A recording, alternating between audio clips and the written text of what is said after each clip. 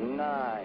Ignition sequence. We choose to go to the moon in this decade and do the other things, not because they are easy, but because they are hard. One small step for man, one giant leap for mankind. 1, 0, and liftoff. And mission complete, Houston.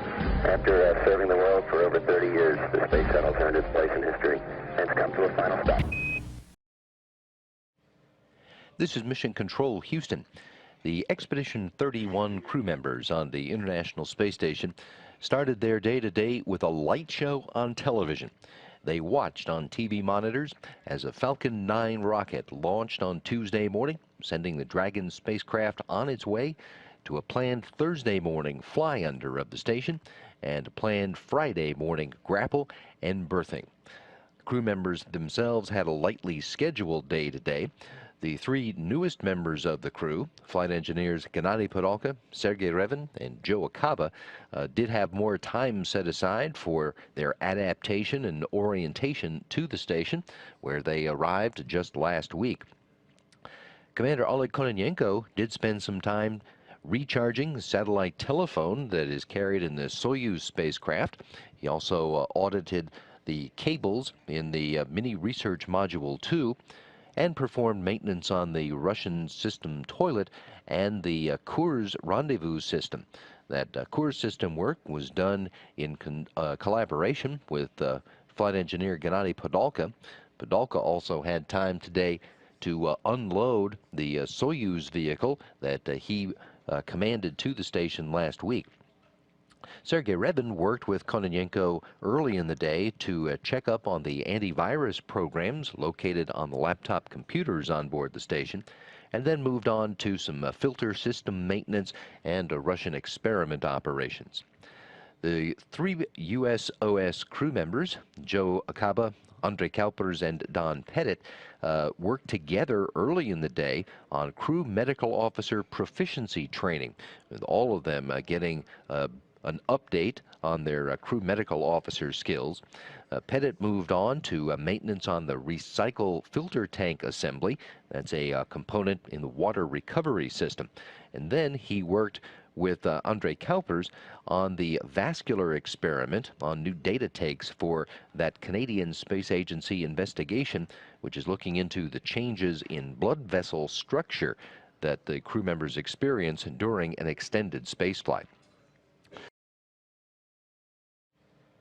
This is Mission Control, Houston. The Expedition 31 crew members on the International Space Station started their day today with a light show on television.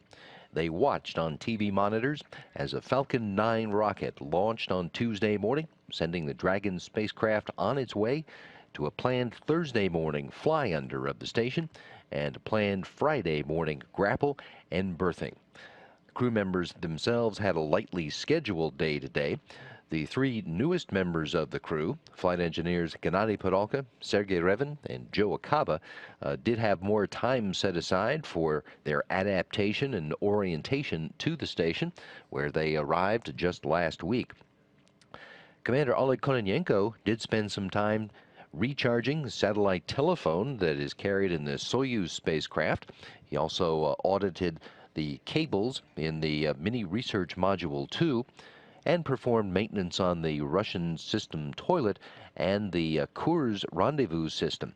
That Kurs system work was done in collaboration with flight engineer Gennady Podolka.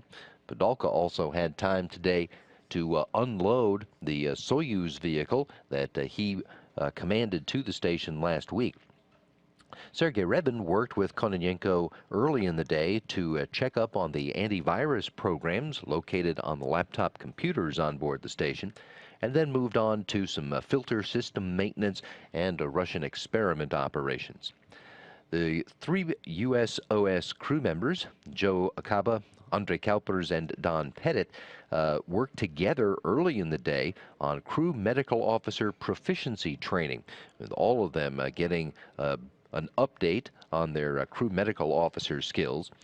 Pettit moved on to maintenance on the recycle filter tank assembly.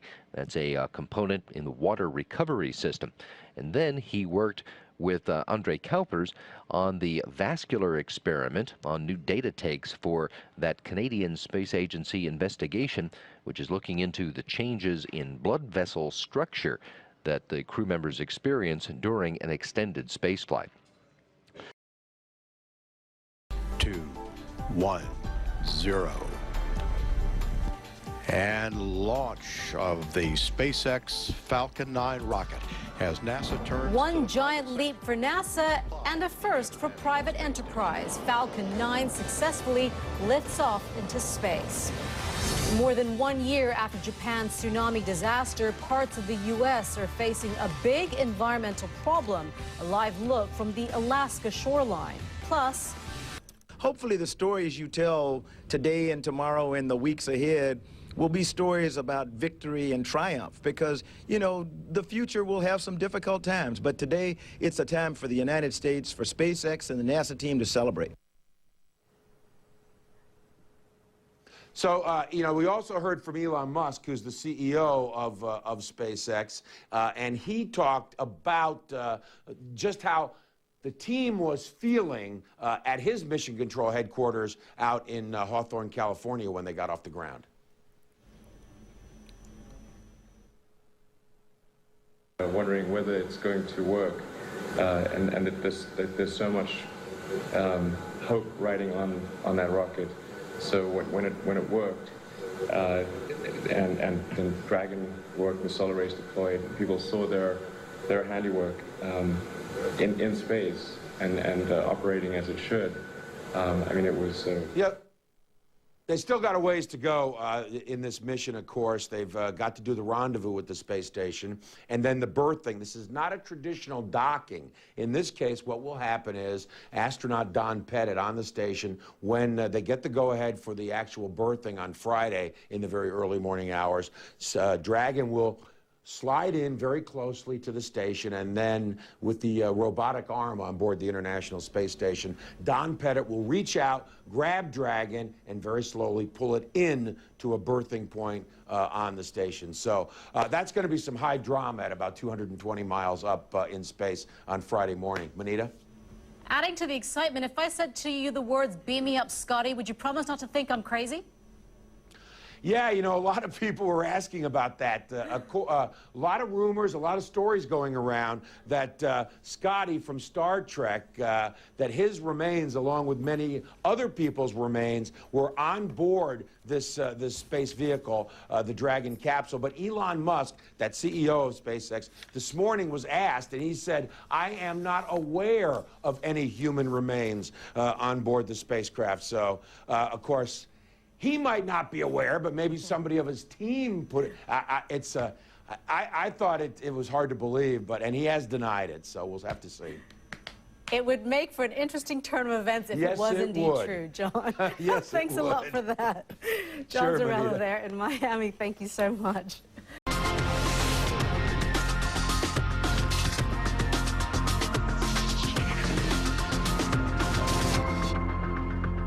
SpaceX is celebrating a huge success. The launch of its Falcon 9 rocket earlier on Tuesday marks a new era for U.S. spaceflight, one with private companies as key players.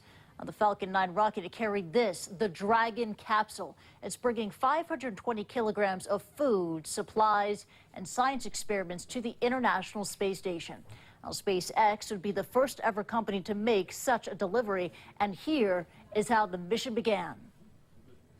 And launch of the SpaceX Falcon 9 rocket as NASA turns to the private sector to resupply the International Space Station.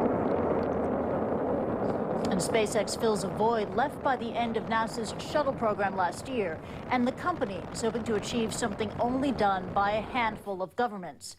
Cargo has been delivered to the ISS by the United States, Russia, Japan, and Europe, and SpaceX does not want to stop with cargo. It also hopes to ferry people into low Earth orbit within a few years. Right now, NASA is relying on the Russian Soyuz to send its astronauts into space. NASA Administrator Charles Bolden spoke exclusively to CNN about that a short time ago. What's really important is not control as much as it is the fact that the United States will once again be in the lead. We'll be providing our own vehicles to take our own astronauts and cargo to the International Space Station. It's fine to rely on partners, but that's not where the greatest nation in the world wants to be. We want to be taking astronauts and cargo on our own vehicles. Today was a huge day in the step to getting there. So, you know, we're on the way, and people should hang with us.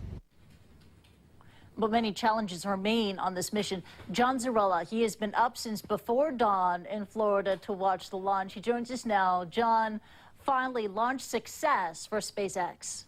Yeah, you know, Christy, and exactly what Charlie Bolden just said there, and you're saying there's still a long way to go. There's a lot of hurdles. They did get off the ground. The SpaceX Dragon spacecraft, the capsule, is now in orbit, heading towards the International Space Station. But that once they get there, there are a number of tests that have to be performed in order to validate that everything is working, all the software, et cetera, et cetera. And then the following day, if everything goes right, early Friday morning, they would attempt the actual berthing to the space station. So still several hurdles to go before you can say that this mission is a complete success. But, you know, I sat down with Elon Musk about 3 weeks ago, and he talked about, you know, various aspects of this flight, the challenges, but he also talked about what they were going to be carrying up in space. So we're going to be carrying about half a ton of supplies. It's going to be mostly, well, in fact, almost entirely, supplies that are valuable once they're received at the space station, but it's okay if they get lost on the way there. So if the mission does abort and we don't succeed, then it's a small loss. So they've got a lot of dry goods on board, a lot of food on board, a computer, laptop, a new laptop, some batteries, and Musk even mentioned to me that he was pretty sure they were carrying some underwear up there as well in the supplies. So, gotta have everything. But John, yeah, everything, but including human remains. What have we been hearing about that may have been sent to space on this mission? Yeah, a lot of dodging of that by Elon Musk when we talked to him about that. But what it turns out is that there's a canister by a company called Celestis, which provides these space memorials for cremated people. And supposedly, Celestis has a canister that's in the second stage of the Falcon 9 rocket. Not in the Dragon craft that's going to the station, but in the second stage of that booster rocket. So it's orbiting the Earth now, and in that canister, supposedly, the remains of Scotty from Star Trek and some 300 other people as well, including the creator of Star Trek, Gene Roddenberry, and his wife, although Celestis has not, we haven't been able to get in touch with them to confirm all of these stories yet. But that's the story that's going around out there. Okay, thanks for clarifying that. And also, Sure. Tell us, what does the launch by SpaceX, what does it mean for NASA? Is it good news for NASA in a way? Does it free NASA to innovate and focus on getting deeper into space?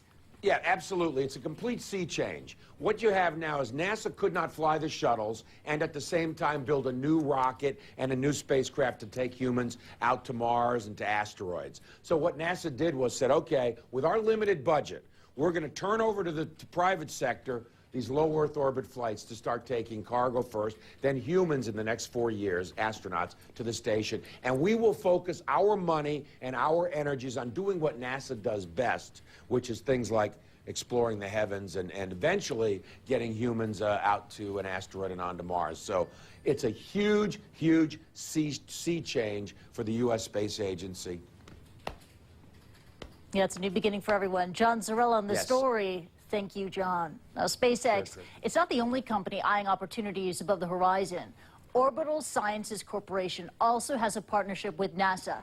Its first test launch is currently scheduled for early 2013. And SpaceX has teamed up with a partner of its own. It would provide transportation for Bigelow Aerospace. Now, that company is making these small space habitats. Now, the most well-known private space company is arguably Virgin Galactic. Sir Richard Branson's Endeavour would provide suborbital trips for space tourists. The tickets, they cost $200,000. Transporter ist erfolgreich ins All gestartet mit dem schönen Namen Dragon. 3, 2, 1, 0. Dragon, also der Drache, spuckte dann Feuer am Cape Canaveral in Florida, hob die Trägerrakete ins All ab. Allerdings erst beim zweiten Anlauf. Der erste Startversuch war ja am Samstag aus technischen Gründen abgesagt worden. Diese unbemannte Kapsel soll künftig für Flüge zur Raumstation ISS genutzt werden. Und die NASA will diesen Transporter dafür mieten. 1, 0. And launch of the Spacex Falcon 9 rocket as NASA turns to the private sector to resupply the International Space Station. The dark night gave way to a sudden blast of light from rocket engines early on Tuesday, doing that historic liftoff at Cape Canaveral, Florida. Spacex, a private company, successfully launching its Falcon 9 rocket, now headed for the International Space Station. Now, this space mission is the first attempt of its kind, testing whether a private company can take on the job of delivering supplies to the space station. John Zarella joins us now with more from our Miami bureau. A big moment for a company with big dreams and plans, John. Yeah, no question. You mentioned, never before done. In fact, only the United States, Russia, the European Union, and Japan have the capability to actually launch a vehicle, rendezvous, and berth with the International Space Station. That's what SpaceX is attempting to do. They haven't gotten there yet. The first step out of the way with this launch today, but it is hugely, hugely important. Can't underestimate the importance of what they are doing. And they're not going to be going up there empty-handed either, Michael.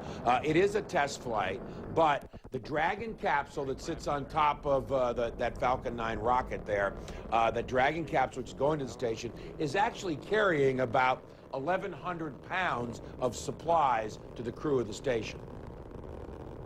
Yeah, and John, also, when it comes to what's next for this company, assuming this all goes well, assuming it happens and is flawless and everything, what's the timetable? Astronauts, Mars, whatever? Yeah, tell me. Here's the timetable. First of all, they've got to get this accomplished, which means rendezvous, berthing, get that out of the way. Then they start taking cargo on a regular basis. They've got about 14, contract for 14 flights, I believe, with NASA. So does another company called Orbital. They have the two contracts for cargo. This summer, NASA is going to announce which company or companies it will choose to develop a spacecraft to take humans. Now, SpaceX is in the running for that contract, as about 4 or 5 other companies as well. And that time frame would be around 2016 when they would start to take astronauts. Right now, the Russians are the only game in town. Yeah, you make U.S. astronauts to the station. Yeah, you make a good point. They're not the only company trying to do this. Now, clear something up for me. We've been having a debate in the newsroom. There's reports that ashes went up. Scotty from Star Trek was going to be buried in space. Others as well. And then we heard, no, that's not true. It's a rumor. What's the story?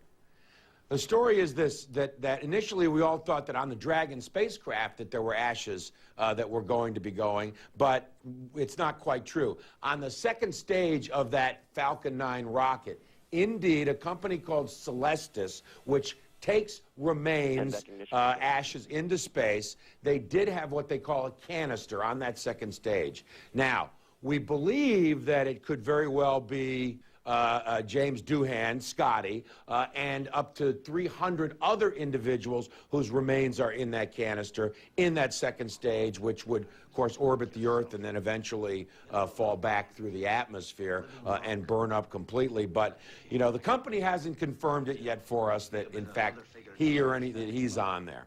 So. There you go. We'll find out. That's what we know. It's not the most important part of this interview, but one that had us asking questions. John, always good to get your thoughts. Yep, sure. Talk to you later. John Zarella there. He always knows what's going on. Okay. Erstmals ist ein kommerzielles Raumschiff unterwegs zur internationalen Raumstation. Der unbemannte Transporter Dragon, zu Deutsch Drache, soll am Freitag an die ISS andocken. Nach dem Ende der Space Shuttle soll jetzt Dragon die Versorgung der Station gewährleisten. 3:44 Uhr Ortszeit in Florida, Cape Canaveral, der Countdown. 3, 2, 1. Ein Bilderbuchstart nun doch. Nach mehrmaligen verschobenen Versuchen der erste private Frachter auf dem Weg zur internationalen Raumstation. Spacex, ein Unternehmen, schreibt Geschichte. In enger Zusammenarbeit mit der amerikanischen Raumfahrtbehörde NASA, die mit dem Einstellen der Space Shuttle-Flüge diese Mission Privatunternehmen überlässt. Wir überlassen die Transportflüge der kommerziellen Raumfahrt, um uns auf neue Aufgaben zu konzentrieren. Und so soll es laufen. Die Kapsel löst sich von der Rakete, steuert die ISS an. Ein heikles Unterfangen. Zuerst testet die NASA die Manövrierfähigkeit des Raumschiffs, damit die Station nicht gefährdet wird. In 3 Tagen, wenn alles gut geht, das Andockmanöver. An Bord 500 Kilogramm Fracht für die Astronauten der ISS, die seit einem Jahr auf die russischen Progress-Kapseln angewiesen sind. Alles hätte schief gehen können, sagt der Firmengründer erleichtert. Tatsächlich hat alles geklappt, wir hatten Glück. Ein Fehler käme das Unternehmen teuer zu stehen. Die NASA zahlt etappenweise, aber nur bei Erfolg. In 2 Wochen soll die Kapsel beladen mit 600 Kilogramm Cargo im Pazifik landen. Danach stehen 12 weitere Transportflüge in Aussicht. Start geglückt. Im zweiten Anlauf ist der erste private Weltraumfrachter von Cape Canaveral aus ins All aufgebrochen. Wegen eines defekten Ventils war der Start der Dragon-Kapsel am Samstag abgebrochen worden. Die unbemannte Rakete bringt Versorgungsgüter für die Bewohner zur internationalen Raumstation. Auch an Bord ist die Asche von Star Trek-Darsteller James Doohan, der den Scotty spielte. In einer kleinen Kapsel soll sie durchs All fliegen. Wir haben frische Bilder von einem geschichtsträchtigen Weltraumstart für Sie. Seit heute Morgen ist das erste private Raumschiff auf dem Weg ins All. Um 9:44 Uhr unserer Zeit ist der Raumtransporter vom Weltraumbahnhof Cape Canaveral im US-Bundesstaat Florida gestartet. Er heißt Dragon, der Drache, und soll die Astronauten auf der internationalen Raumstation ISS mit Lebensmitteln beliefern. 2 Wochen wird der Weltraumaufenthalt dauern. Da kommt Dragon zurück, und zwar als Mülltransporter mit 600 Kilogramm Abfällen im Gepäck. Ein unbemannter Flug also. Aber das Privatunternehmen Spacex hat Großes vor. Es möchte bis spätestens 2015 auch Menschen ins All transportieren. Eine neue Ära in der Raumfahrt also. Nano dagegen morgen wie immer zur gewohnten Zeit. Seit heute Morgen ist das erste kommerzielle Raumschiff im Auftrag der NASA auf dem Weg zur internationalen Raumstation ISS. Die Dragon-Kapsel der Firma Spacex soll nach dem Ende der Space-Shuttle-Flüge die Versorgung der Station gewährleisten. Für diesen ersten unbemannten Testflug hat sie zunächst nur gut 500 Kilogramm Fracht an Bord. Ihr Frachtraum kann mit dem des Space Shuttles ohnehin nicht mithalten. Während im Shuttle rund 23 Tonnen Material transportiert werden konnten, fasst die Dragon-Kapsel maximal 6 Tonnen. Am Freitag soll der Drache an die ISS andocken. We want to be taking astronauts and cargo on our own vehicles. Today was a huge day in the step to getting there. So, you know, we're on the way, and people should hang with us. Before you can say that this mission is a complete success, a couple of big hurdles yet to overcome. The Dragon capsule is going to have to rendezvous with the space station. Then there will be a series of checkouts to make sure all of the autonomous systems are working. They'll fly the Dragon underneath the space station. If all that is a go, then very early on Friday morning, they will attempt to berth with the space station. Unlike a docking, what will happen is astronaut Don Pettit on the station will reach out with the ISS's robotic arm. He will grab the Dragon capsule and very slowly bring it in and then berth it to the space station. And that then will complete pretty much the most difficult parts of what is clearly a very historic mission. John Zarella, CNN, Miami. Costa Concordia cruise liner is getting underway over 4 months after it hit rocks over the coast of Italy. More than 4,000 passengers and crew were on board when the ship ran aground. 30 of them died that night in January. 2 are still missing. Brian Todd takes a look at the task ahead. Nearly 1,000 feet long, weighing close to 50,000 tons, every day on its side is a looming environmental disaster. Experts now say they'll salvage the wrecked Costa Concordia cruise ship in one piece off the coast of Italy. One marine expert says it's like raising a floating city. A salvage leader calls it the largest ship removal by weight in history. We feel confident that we can do it, and we feel confident that with our partners, we will do it safely and with the least disturbance to the environment and the least disturbance to the economy of Giglio. American-owned Titan Salvage, its Italian partner, and the cruise line provided journalists with footage and animation of their plan. They'll attach heavy cables from poles to keep the Concordia from slipping hundreds of feet into greater depth. Then steel-plated slings to support the hull. Then underwater platforms 40 meters by 40 meters will be anchored to the seabed by the hull to support the entire vessel. Then tanks filled with water called caissons will be fixed to the side of the ship that's above water to help with leverage. At that point, possibly the most crucial part of the operation. It's called parbuckling. Massive cranes fixed to the platform will pull the Concordia upright. The caissons will be emptied of their water, replaced by air, which will lift the ship from the seabed. Then Concordia will be towed to a nearby port and demolished. Put the studs on the outside of the hull. We recently skirted around Port Everglades, Florida, with officials from Resolve Marine Group, which bid on the Concordia salvage job. Officials at Resolve say one of the options discussed, cutting the Concordia into pieces where it sits, would have been easier but environmentally harmful. As for the personnel involved, how dangerous is it to dispose of a ship like this, whether you're cutting it up, floating it away? Anybody doing any work is going to be, in a weird position. So you're going to have safety harnesses, and you're going to have training and equipment that can deal with that kind of environment, because nothing's straight. I mean, your bulkheads are your floor, and your floor is your bulkhead or walls. Salvage and cruise line officials say this recovery operation could take up to a year and could cost around $300 million. Joseph Farrell says cutting the vessel up to sell the metal and other parts for scrap could recoup some of the money lost. When I asked whether they will sell off parts of the Concordia, an official at the cruise line said no decision on that has been announced. Brian Todd, CNN, Washington. Millions of tons of debris from Japan's earthquake and tsunami last year are now washing ashore in Alaska. The waste is turning the pristine beaches of southern Alaska into landfills, and more is expected to follow. Casey Wyan joins us now live from Yakutat, Alaska, with more on that. Casey. Yes, Monita, I'm actually on an estuary, the banks of an estuary about 20 miles outside of the remote fishing village of Yakutat.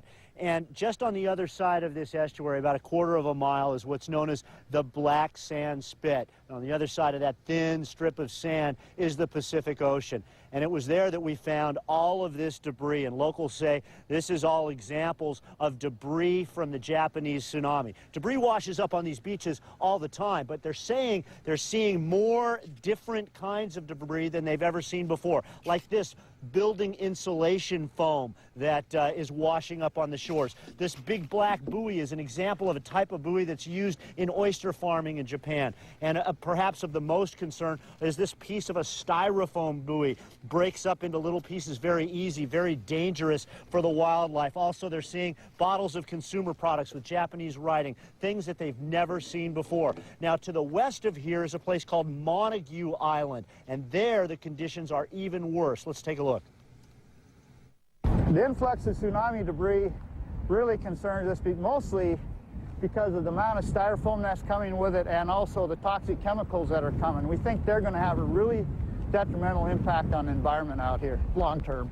Little bits of styrofoam all up and down this beach. Big chunk of styrofoam just fresh came in.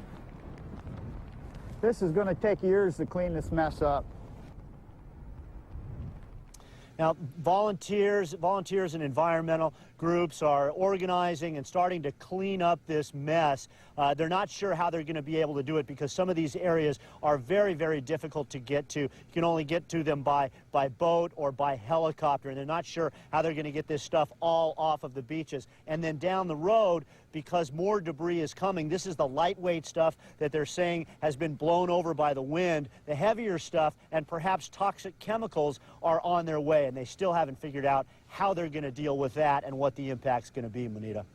And of course, fishing is such a huge industry in Alaska. It's part of many livelihoods that are affected by all of this. Do they know what kind of impact this is going to have on that?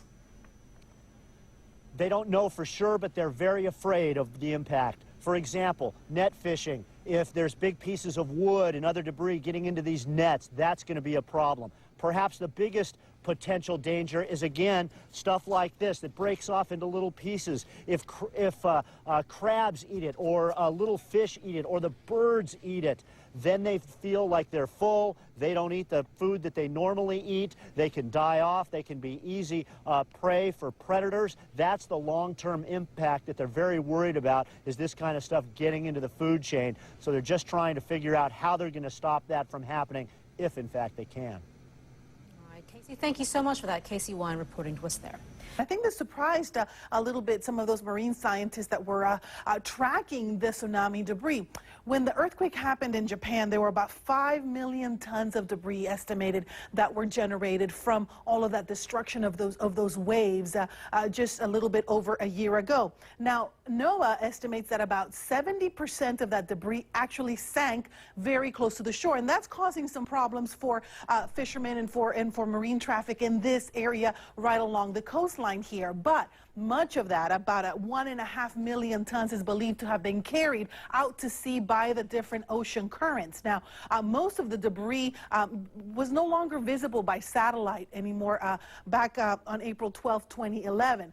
But they had been tracking it through models. In other words, they input the data, they see how the ocean currents are actually working, and they estimate how long it would take for that marine debris to reach the way that the currents are headed, which would be the coast of North America. You mentioned the coast of Alaska, the coast of Canada. We've had some debris reported there as well. We have a reporter, Casey Wyan, in Yatuka, Alaska, and he has found some of that debris, and he has that story for us. Hello, Casey. Good morning. I'm actually on the banks of an estuary right outside the fishing village, about 15-20 miles outside the fishing village of Yakutat, Alaska. Over there, you can see that narrow strip of sand. Just on the other side of that is where we gathered all of this debris. Now, that faces the Pacific Ocean. Debris does wash up onto that beach and has been for years. But locals here say they're seeing things they've never seen before in amounts they've never seen before. Things like this spray foam that's used in building construction, they believe is from buildings in Japan. These giant black buoys that are used in oyster farming in Japan, and also these pieces of styrofoam buoys. They're very concerned about the impact that this is going to have on the local environment and the local wildlife. And believe it or not, it's even worse in a place called Montague Island, Alaska, which is just to the northwest of here. Let's take a look at that. This is a urethane spray and building foam, and we just never got much of that before. And now if you walk up and down this beach, you can see big chunks. Look at it all down this beach. That came out of crushed building structures. These big buoys, we would find maybe half a dozen or a dozen of those a year. Now right on this coast here, they're all over the place. And I've never seen a big yellow one like this, pretty big. But these, I've seen pictures of storage yards in Japan, that huge yards, acres of these things stacked up. Before the tsunami, those yards are empty now, and this is where they all are. And now the big problem that these people are facing is how do they clean all this up? They've got locals going out, environmentalists, volunteers going out to some of these beaches to gather this material up, try to get it off the beach before it breaks down and impacts the wildlife. Part of the problem, though, is that these places are so difficult to get to. Many of them you can't get to unless you've got a boat or a helicopter, and just the job of getting this off the beaches and somewhere else is going to be real difficult over the next couple of years. Mari? Yeah, one of the amazing things is to see all that debris that's there in front of you. You mentioned the styrofoam. That has to be very concerning for environmentalists, for marine biologists, because it's very dangerous for the wildlife in that region. And you have a drum in front of you, yeah. Yeah, well, here's the problem with this styrofoam. It breaks off in these little tiny pieces, and small birds, small fish, crabs ingest this. What they tell me is that That makes them think that they're full, so they don't eat what they should normally eat. That makes them weaker. It makes them more susceptible to predators, and it makes them die in some cases. So they're really in a rush to try to get this off the beach before it gets into the food chain. And there's already some evidence, locals are telling me, they're seeing more birds dying this year already. And this stuff has only been coming for a couple of months. It's going to be coming for months and months more. Casey, the other thing that I see right there in that pile of debris that you have collected there is that red drum in front of you. Is that empty? Is that full? Do we know what these containers even have? It's got some kind of liquid in it.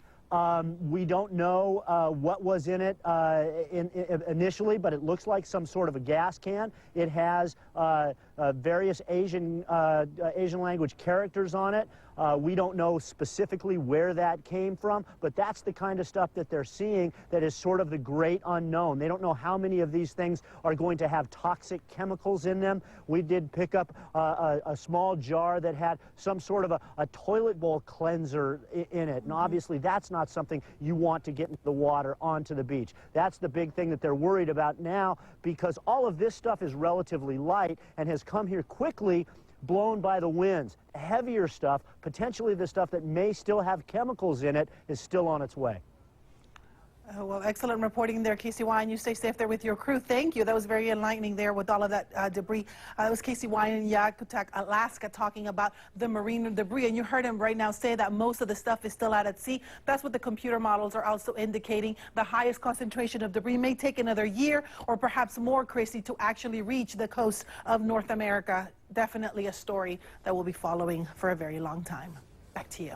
Yeah, that was incredible, seeing that pile of debris in front of Casey just then. To imagine all that stuff and more making that long journey across the Pacific Ocean. Maya Ramos there, thank you. Sure. Now, most of us at some point have probably relaxed on the sofa and silently thanked whoever invented this, the wireless television remote control. Now, that man, Eugene Pauly, he died over the weekend in Illinois. In 1955, he introduced the Flashmatic remote, the first ever wireless remote control for television, giving Pauly nicknames like the founding father of the couch potato, the czar of zapping, and even the beach boy of channel surfing. Eugene Pauly was 96. And that is Newsstream. But the news continues at CNN. World Business Today is next.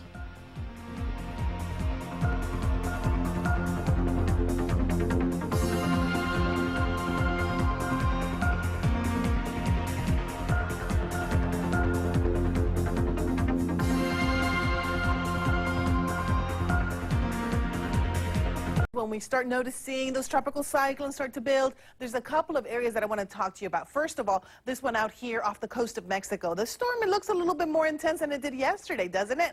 And it's getting a little bit better organized. And what that means is that not only do we have a tropical storm, what a great name, huh? Tropical Storm Bud. Bud has winds of 65 kilometers per hour. And while it's moving kind of away from land right now, it's expected to begin taking a turn in the next couple of days. And it could become a hurricane, and it could get close to land. So there's a lot of ifs here happening, but just keep an eye on this. If you have any kind of businesses or interest, or you live or plan to travel to the west coast of Mexico. There's also this very intense storm that moved past Guam in the last 24 hours. Torrential rainfall reported there. The storm has begun to move away. The weather across the islands will start to improve. We're expecting this storm to possibly intensify a little bit more and continue moving generally toward the north. We'll monitor them as well as it begins to get closer toward Iwo Jima in the next couple of days. And this is what it looks like on the satellite. You can see it right over here. Some scattered rain showers also back over toward the Philippines, Southeast Asia, your general monsoonal rain showers kicking up. Slightly drier across parts of coastal China, where we really need to begin drying out. But as we head into the interior, we still have a lot of moisture, rain, and thunderstorms, causing, in some cases, a little bit of flooding across those areas. So that's definitely something we're watching, and it's still scorching hot as we head through the subcontinent. And speaking of high temperatures, we really begin to see a warming trend across much of Europe, already across Central Europe. It feels like summer. It's 28 degrees right now in Berlin. feels like 32 when you factor in the humidity. Now, we're going to see all these oranges starting to pop up on the map, even back over toward the UK and Ireland and back over toward France, northern Italy, Portugal and Spain. All of you will have temperatures above the average as we head through the next few days. And I even think Thursday, Friday will still be feeling like this. So get ready. Time to break out the shorts and the sunglasses. Well, maybe. 18 in London, 15 in Paris right now. There's Berlin at 28, as I was telling you. Moscow 26, also Kiev. Madrid, you're at 18, but you're definitely going to see temperatures into the 30s as we head toward the middle and latter part of the week. Same goes for Lisbon. So, you know, if you like summer, Monita, it's going to feel a little better. You know, you've had a little bit of cool weather lately. It is certainly feeling like summer outside here in London, and I'm loving it. Mari, thank you very much. Oft gefährlich, das hat nun auch ein italienischer Kollege in der Stadt, die von dem Erdbeben so stark betroffen war, Sant'Agostino, am eigenen Leib erfahren. Während also er gerade berichtet hier über die Folgen, dramatischen Folgen, bricht hier an dieser Fassade große Teile herunter. Der Fernsehreporter geht aus dem Bild, damit die Zuschauer eben bessere Sicht haben. Bei dem Beben in Norditalien sind ja am Wochenende 7 Menschen gestorben. Tausende sind nun seitdem obdachlos und die Aufräumarbeiten haben begonnen. Aber ob die historischen Gebäude wieder hergerichtet werden können, das ist noch sehr fraglich. Italien kommt nicht zur Ruhe. Auch 2 Tage nach dem schweren Erdbeben, bei dem 7 Menschen ums Leben kamen, erschüttern Nachbeben die Region. Der Schaden geht wahrscheinlich in die Milliarden. Unter anderem hat das Beben rund 300.000 Laibe des echten Parmesankäses vernichtet, der ausschließlich in dieser Region hergestellt wird. Burkhard Wennemar und aus Italien Udo Gümpel berichten. Das Rathaus bricht gerade hinter mir zusammen, sagt der italienische TV-Reporter aufgeregt. Er tritt zur Seite. Die Bilder dokumentieren, wie heftig die Erde in Norditalien bebte. Vor laufender Kamera kracht die halbe Fassade herunter. Das Rathaus verschwindet hinter einer dichten Rauchwolke. Schwer betroffen sind auch die Lager des Original-Parmesankäses. In vielen Käsereien stürzten die Regale um. Unter ihnen begraben liegen rund 300.000 Laibe des wertvollen Traditionsprodukts. Aus der Gegend des Erdbebens kommt der wohl berühmteste Käse der Welt, der Parmigiano Reggiano, der echte Parmesankäse. Rund 10% der Jahresproduktion sind bei dem Erdbeben kaputt gemacht worden, sind umgestürzt und können nicht mehr als echter Parmesan verkauft werden. Eine Katastrophe für die Menschen hier. So sahen die Regale noch vor 3 Tagen aus. Allein in dieser Käserei lagerten 32.000 Käselaibe. Der echte Parmesankäse ist ein Edelprodukt. Mehr als 600 Liter Milch werden für jeden Laib verarbeitet. Es dauert 23 Tage, bis er überhaupt eingelagert werden kann. Dann muss er 2 Jahre lang in klimatisierten Räumen reifen. Dante Carretti ringt mit den Tränen, als er uns die Zerstörung in seiner Käserei zeigt. Die Arbeit von 2 Jahren ist kaputt, sagt er. Entschuldigung, aber das geht mir sehr ans Herz. Parmesankäse im Wert von 200 Millionen Euro ist zerstört. Experten rechnen deshalb auch in Deutschland mit kurzfristigen Preiserhöhungen. In welcher Höhe ist noch unklar. Haben die ja hochsommerliche Marke von 30 Grad geknackt und hatten mehr. Hier sind sie zu sehen, 30,8 Grad Emstetten, Schloss heute Stukenbrot 30,5 Grad und im Mahl waren es 30,1 im Vergleich. Köln-Niel hatte 27,5. Ja, und die gute Nachricht für alle Sommerhungrigen, morgen wird es noch heißer. Und morgen gibt es viele Orte, vor allem im Norden und in der Mitte Nordrhein-Westfalens mit mehr als 30 Grad. Die schlechte Nachricht, die Feuchtigkeit bleibt und das heißt auch die Schwüle und dieses schwüle Gefühl bleibt bei uns und entsprechend werden wir morgen mit Schauern und Gewittern leben müssen. Aber das wird nur eine vorübergehende Erscheinung sein, denn dieses große Hochdruckgebiet hier über Skandinavien lenkt dann in den darauffolgenden Tagen mit dieser nordöstlichen Strömung trockenere Festlandsluft nach Nordrhein-Westfalen und das heißt, die Wolken werden mehr und mehr verdrängt, sie verschwinden. Was bleibt, ist Sonnenschein. Also sehr rosige Aussichten, muss ich sagen, zu jedem Song, egal wie er heißt. Heute Nacht bleibt es meistens trocken. Die Temperaturen gehen zurück auf 17 bis 18 Grad in den Innenstädten. Auf dem Land wird es mit 15 bis 16 Grad ein bisschen frischer. Morgen Vormittag startet dann der Tag mit reichlich Sonnenschein, allerdings auch schon etwas dickeren Quellwolken. Und im Verlauf des späteren Vormittags wird es dann wahrscheinlich zuerst im Sauerland einen ersten Schauer oder ein kurzes Gewitter geben. Am Nachmittag dann doch wegen der drückend heißen, schwülen Luft häufiger dickere Wolken mit Regengüssen und auch mit Gewittern. Sie werden nicht flächendeckend auftreten. Meistens sind sie nur relativ klein, also nicht so großräumig, aber dort, wo sie auftreten, können sie unter Umständen auch kräftiger sein. Die Temperaturen, ich hatte es ja eingangs schon gesagt, morgen wird es noch ein bisschen heißer. In der Nordhälfte verbreitet 30 bis 31 Grad, nach Süden hin immerhin auch noch warme 27 bis 29 Grad. Der Wind weht dabei nur schwach aus östlichen bis nordöstlichen Richtungen. Und dieser Wind wird schon getrieben von diesem Hochdruckgebiet bei Skandinavien. Der bringt allmählich trocknere Luft zu uns. Und das spüren wir auch schon übermorgen, am Donnerstag. Dann nämlich Schauer und Gewitter seltener. Am ehesten nur noch so in der Südhälfte. Temperaturen 25 bis 28 Grad. Ja, und dann kommt der Freitag und der sieht einfach prächtig aus. Viel Sonnenschein, kein Regen mehr. Temperaturen im sehr angenehmen Bereich 24 bis 27 Grad. Und mit Werten um 25 Grad geht es eigentlich weiter. Gar nicht so schlechte Aussichten aus heutiger Sicht für das lange Pfingstwochenende. Morgen allerdings heiß und schwül, also brasilianisch. Zurück zu dir, Katharin. Und nachher Wumms. Dankeschön, Carsten. This is Mission Control, Houston. The International Space Station's Expedition 31 crew has been focusing its attention on Wednesday on preparations for the arrival of the first commercial cargo vehicle to supply the station. That's going to happen later on this week. SpaceX's Dragon cargo ship is en route to the station for a planned Thursday morning fly-under of the International Space Station. That'll take place at a range of 1.5 miles. The Dragon spacecraft will establish direct UHF communications with the station and perform a test of its relative global positioning system for determining its location relative to where the station is. It'll then loop around to set up for another rendezvous on Friday morning, which should end with the station crew using Canadarm2 to grapple Dragon and berth it to the station. On Wednesday, flight engineers Don Pettit, Andre Kaupers, and Joe Acaba, the team that will operate the arm and the berthing mechanism, spent more than 3 hours practicing the track and capture of Dragon in order to get ready for the real thing that is coming up on Friday morning.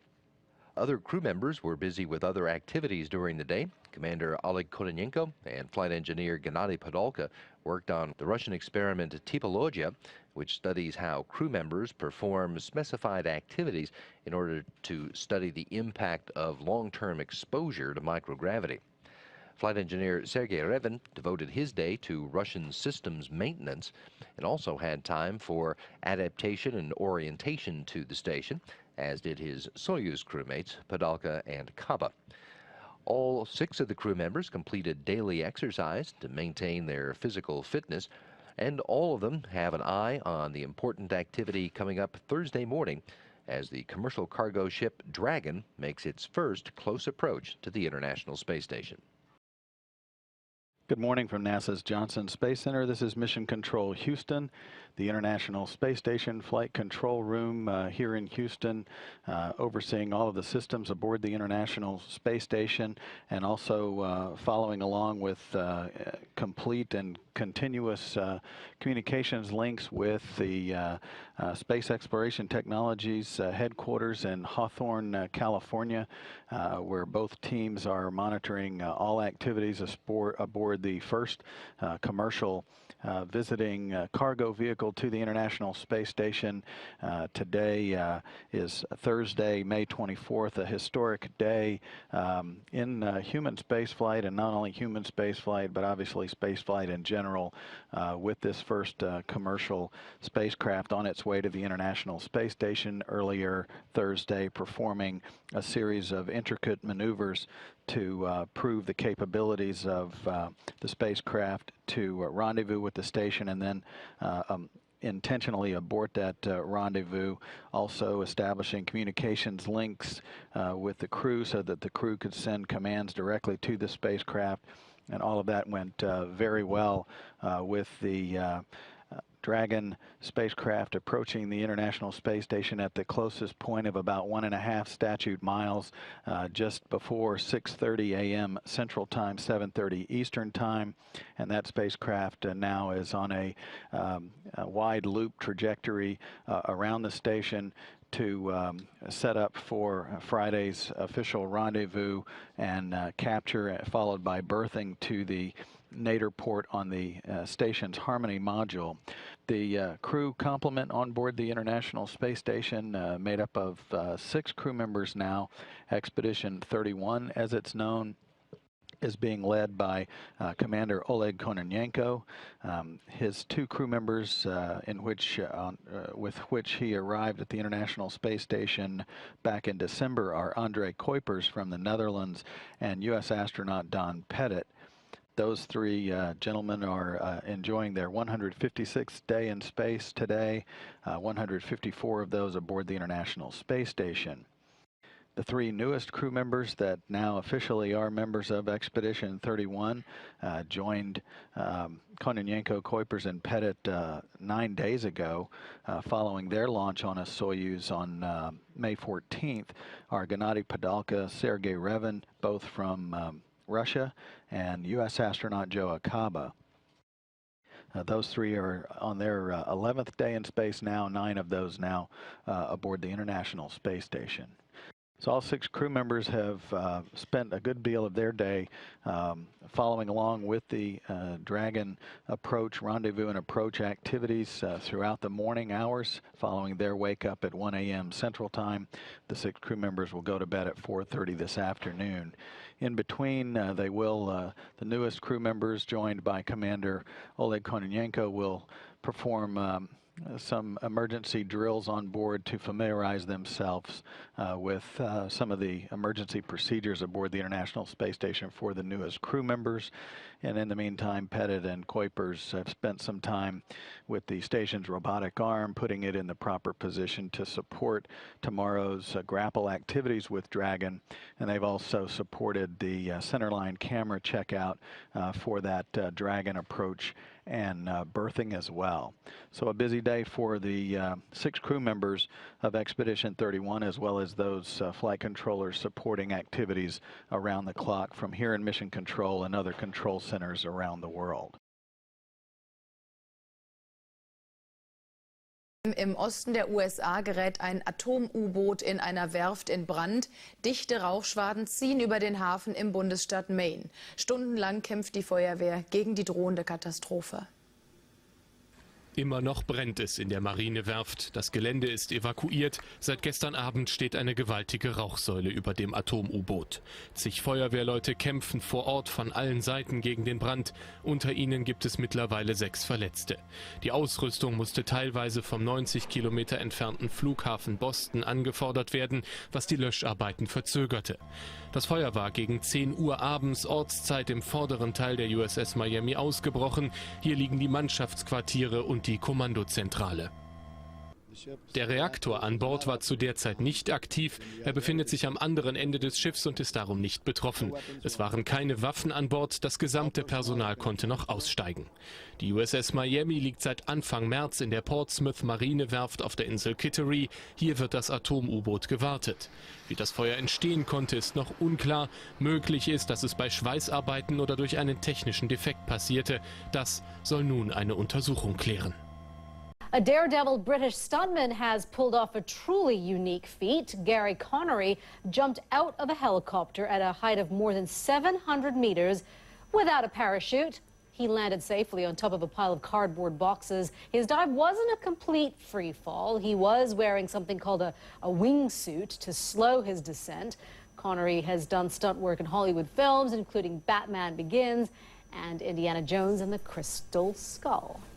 Well, blue skies, sunshine, and not a cloud in sight, so it made for that free fall a pretty picture. Europe is enjoying a mini summer, but everyone asks, Mari, how long will it last? Oh, yeah. Well, you know what? I think for you guys in the extreme western side of Europe, I think you have a couple of more days to go. I think it should be okay. But even as we head into areas across in extreme northern Europe, even as we head, look at Oslo at 23, Stockholm at 18, Copenhagen at 19. I know, right? This is crazy weather, but I think most people are really enjoying it. You know, going to the beach a little earlier than usual, going to the park a little earlier than usual. Definitely very, very nice. We're going to start to see that warm weather start to retreat somewhat and conditions returning a little bit closer to normal in the next couple of days across Eastern Europe and the northern portions of the continent. Look at Madrid at 25, 25 in Lisbon, 22 in Brussels. So you get the picture here, right? It's just as warm in Brussels as it is in Athens. That'll give you an idea of this warm weather. London today, again, you'll be probably close to 27, 28 degrees for your daytime high. So you still have a couple of more hours of warming to do. It's pretty hot already. But by Friday, you see the temperature kind of start to go down a little bit to 22. That's still well above the average. And even 19 on Saturday, Monita. You know, nothing to sneeze at yet because 14 is your average high for this time of the year. She said 19 is your average high for this time of year. Now, as we look over here, Paris, also a similar situation, 19 the average high. And we'll be looking at the low temperatures close to that should be your high. So we're still dealing with rather warm conditions across this area. You mentioned not a cloud in the sky. Yeah, you're pretty right. There's almost nothing here across Western Europe under this big area of high pressure. The clouds begin to form as we head into southeastern Europe and then back over toward the east. And there is one storm system starting to knock on the door over here across Western Europe, but that's not going to affect us too much. The warm retreats to the west, returning to average here in the north and east, and then scattered storms not out of the usual here as we head to areas farther to the south and east. And sandstorms still a concern across portions of the Middle East. We're starting to see a little bit of an improvement when it comes to that across those areas. Last but not least, an update on Hurricane Bud, the first hurricane of the eastern Pacific of this year. And it looks like it will be headed toward the coastline of Mexico already by Friday. By tomorrow, within the next 24 hours, we will probably see some tropical storm force winds affecting this area, but is expected to start weakening as it begins to interact with land. It begins to get a little ragged, but close enough that the government of Mexico has issued a hurricane watch across portions of the western coast of Mexico and even a tropical storm warning. I think tropical storm is more likely to happen. So this for the next couple of days will definitely be a story to watch. Right now, winds close to 140 kilometers per hour near that center of circulation. Monita, that's Hurricane Bud. Back to you. All right, Mari, thank you very much for that. A race to the summit is expected to unfold, posing new risks. Aisha Sasay explains. Traffic jam at the top of the world. Hundreds of climbers are expected to try and reach the top of the world's tallest peak, Mount Everest, Friday and Saturday. A break in the weather is expected to give them a brief window of opportunity during what's been a particularly bad climbing season. More than 200 climbers tried to reach the summit last week. 4 of them, including a woman from Canada, died in one of the deadliest days ever on the mountain. One climber near the summit tweeted, "Lots of dead or dying bodies, thought I was in a morgue." With its icy terrain, high winds and sub-zero temperatures, even the most experienced climbers say Everest is one of the most unforgiving places on Earth. Once you leave 26,000 feet to make the climb to the summit at 29,028 feet, you're in a region where there's just so little oxygen, it's hard to function properly. Storms can come upon you very quickly. Climbers trek from the base camp up the mountain. Many are now at the crowded Camp 4 and ready to try for the summit. At 8,000 meters and above, this is the death zone, where the lack of oxygen can be fatal. After making it this far, many climbers are unwilling to turn around, even in the face of death. There's a tremendous drive at this point, after months on the mountain, to reach the summit, which affects decision-making, and that alone is enough to call it the death zone. Nepalese officials are now hoping this week's climb goes more smoothly and that the world's highest mountain doesn't again become the world's highest graveyard. Aisha Sasay, CNN, Atlanta.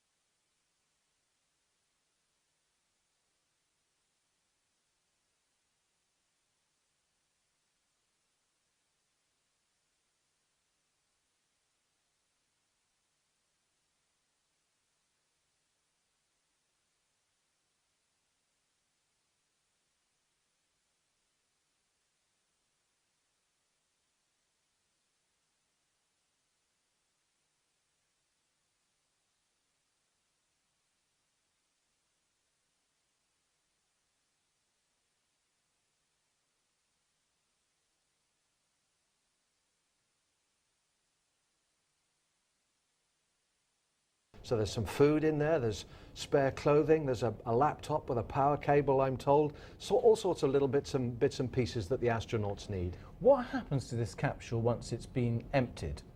Well, they will fill it with items that will go back down to the station. What's unique about this particular supply craft as compared to some of the others that we see at the station is that it can come back through the atmosphere. It can survive the fiery re-entry and it can splash down in the ocean. And that's important because eventually this capsule is the one that they hope to put seats in and a life support system and put astronauts in it as well. As an evacuation procedure? No, as a ferry, as a taxi to take astronauts up, but also to bring them back as well, because NASA wants to contract out not only freight, but also the carriage of astronauts as well, because it believes this route of privatization is the way to reduce costs. Fascinating. Jonathan, thank you very much.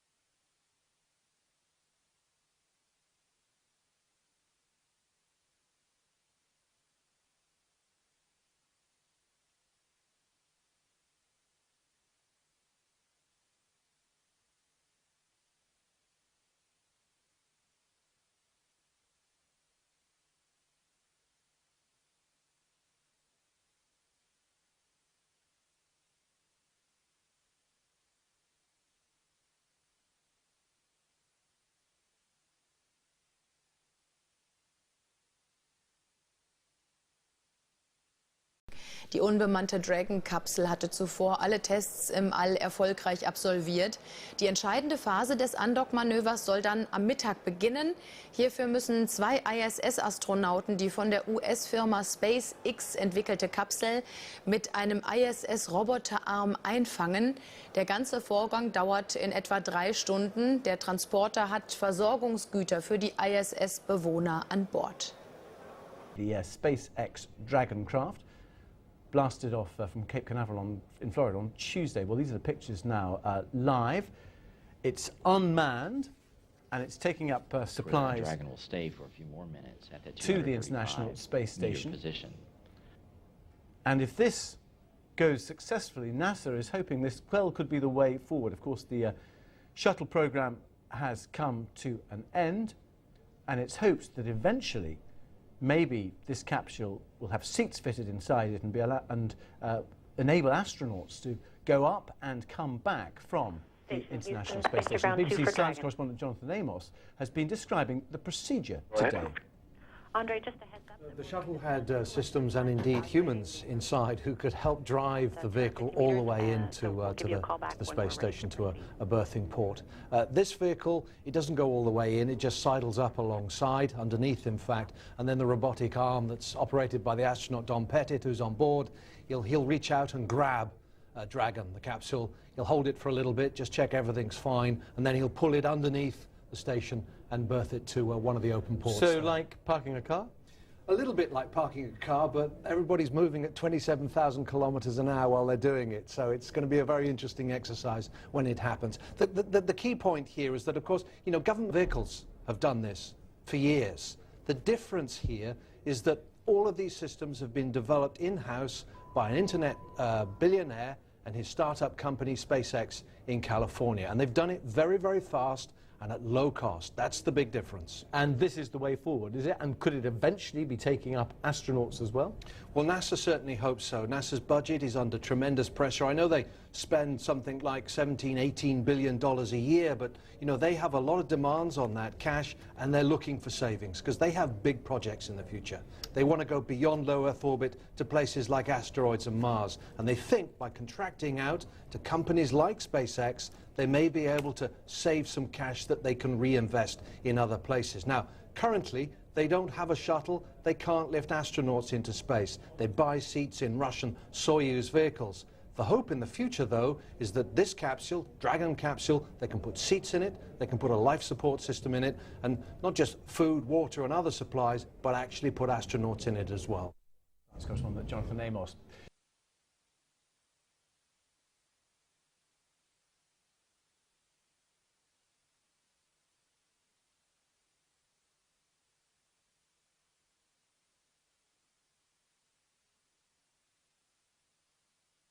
Watching the live feed, and I was looking, it just looks like a little blinking light there in space right now. That's what Dragon looks like. You're looking at it now live from the ISS, 250 meters away and counting. More details right after the break.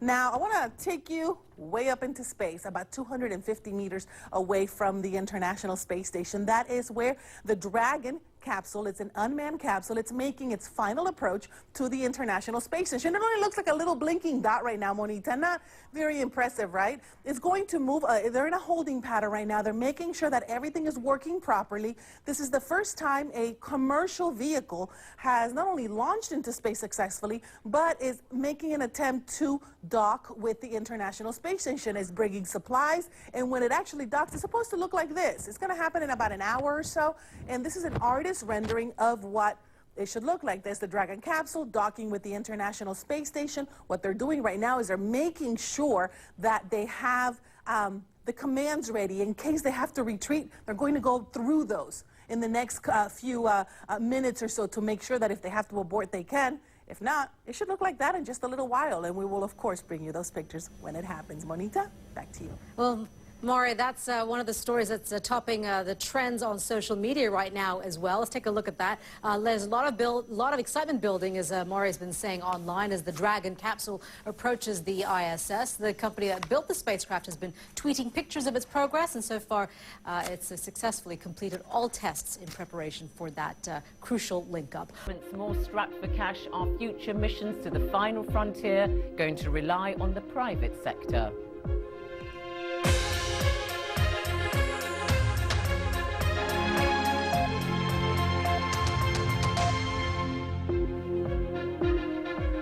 Hello and welcome to GMT with me, Zainab Badawi.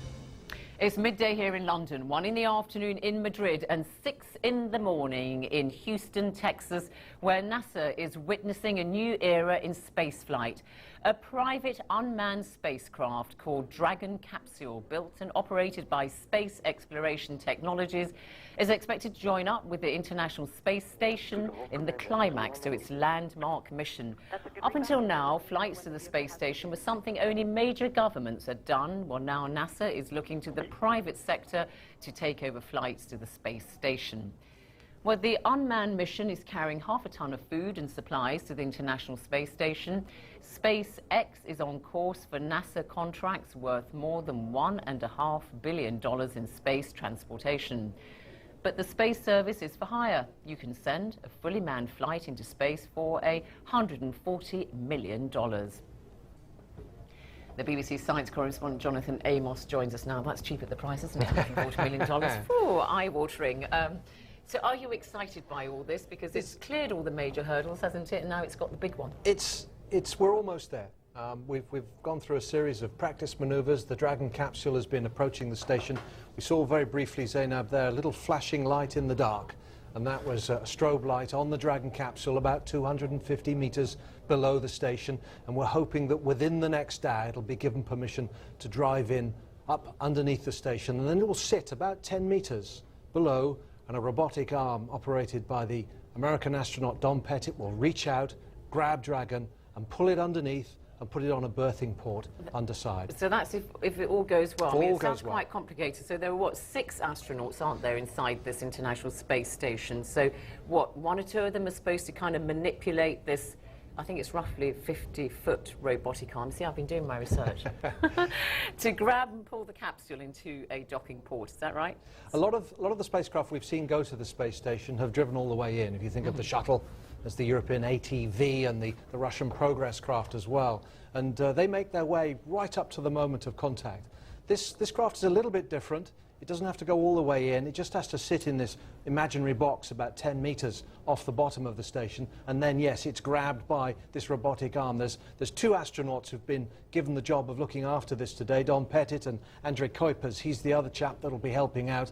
And, yeah, they've just got to grab it and pull it under and push it into this berthing port that's under the station. And once that's done and the seals are all A-OK, they can go in and start to take out this half a ton of supplies. Oh, well, I mean, what, food, clothes, batteries and other gear for the 6 astronauts in this space station? It'll be quite fun unpacking all that for them, won't it? They haven't filled it to the brim this time because it is a demonstration flight. One should stress this is a test flight, and SpaceX will not get their $1.6 billion resupply contract until they've proven that this mission actually does what it's supposed to do. But yes, they will go in, take out food, water, there's a laptop computer they need in there, another power cable, and then when it's finished, they'll fill it with things they don't need on the station, stuff that's broken, and they'll bring it back down to Earth. The capsule will come through the atmosphere and splash down off California. They'll go and retrieve it. Because normally they just disintegrate, or they don't normally come back, do they? So just tell us, these pictures we're looking at now, Jonathan, it's a cone-shaped Dragon capsule, isn't it? So it needs to catch up and then pass the space station. Yeah, this is the animation that has been produced. Hopefully this is precisely what will happen. But yes, the big Canadarm 2, as it's called, the robotic arm, will reach down. There's a little latch on the Dragon capsule that it'll hold on to. And you see the degrees of movement that the robotic arm has. It can twist and turn, and it can pull it up underneath the station to a berthing port, which is on the what they call the Harmony connecting node. It's one of these modules off which other modules are joined. Fascinating, isn't it? I mean, it looks very slow there, that animation, but it's going at about 17,000 miles an hour or something. The whole space station is moving, 27,000 kilometers an hour. I work in new money. I'm sorry.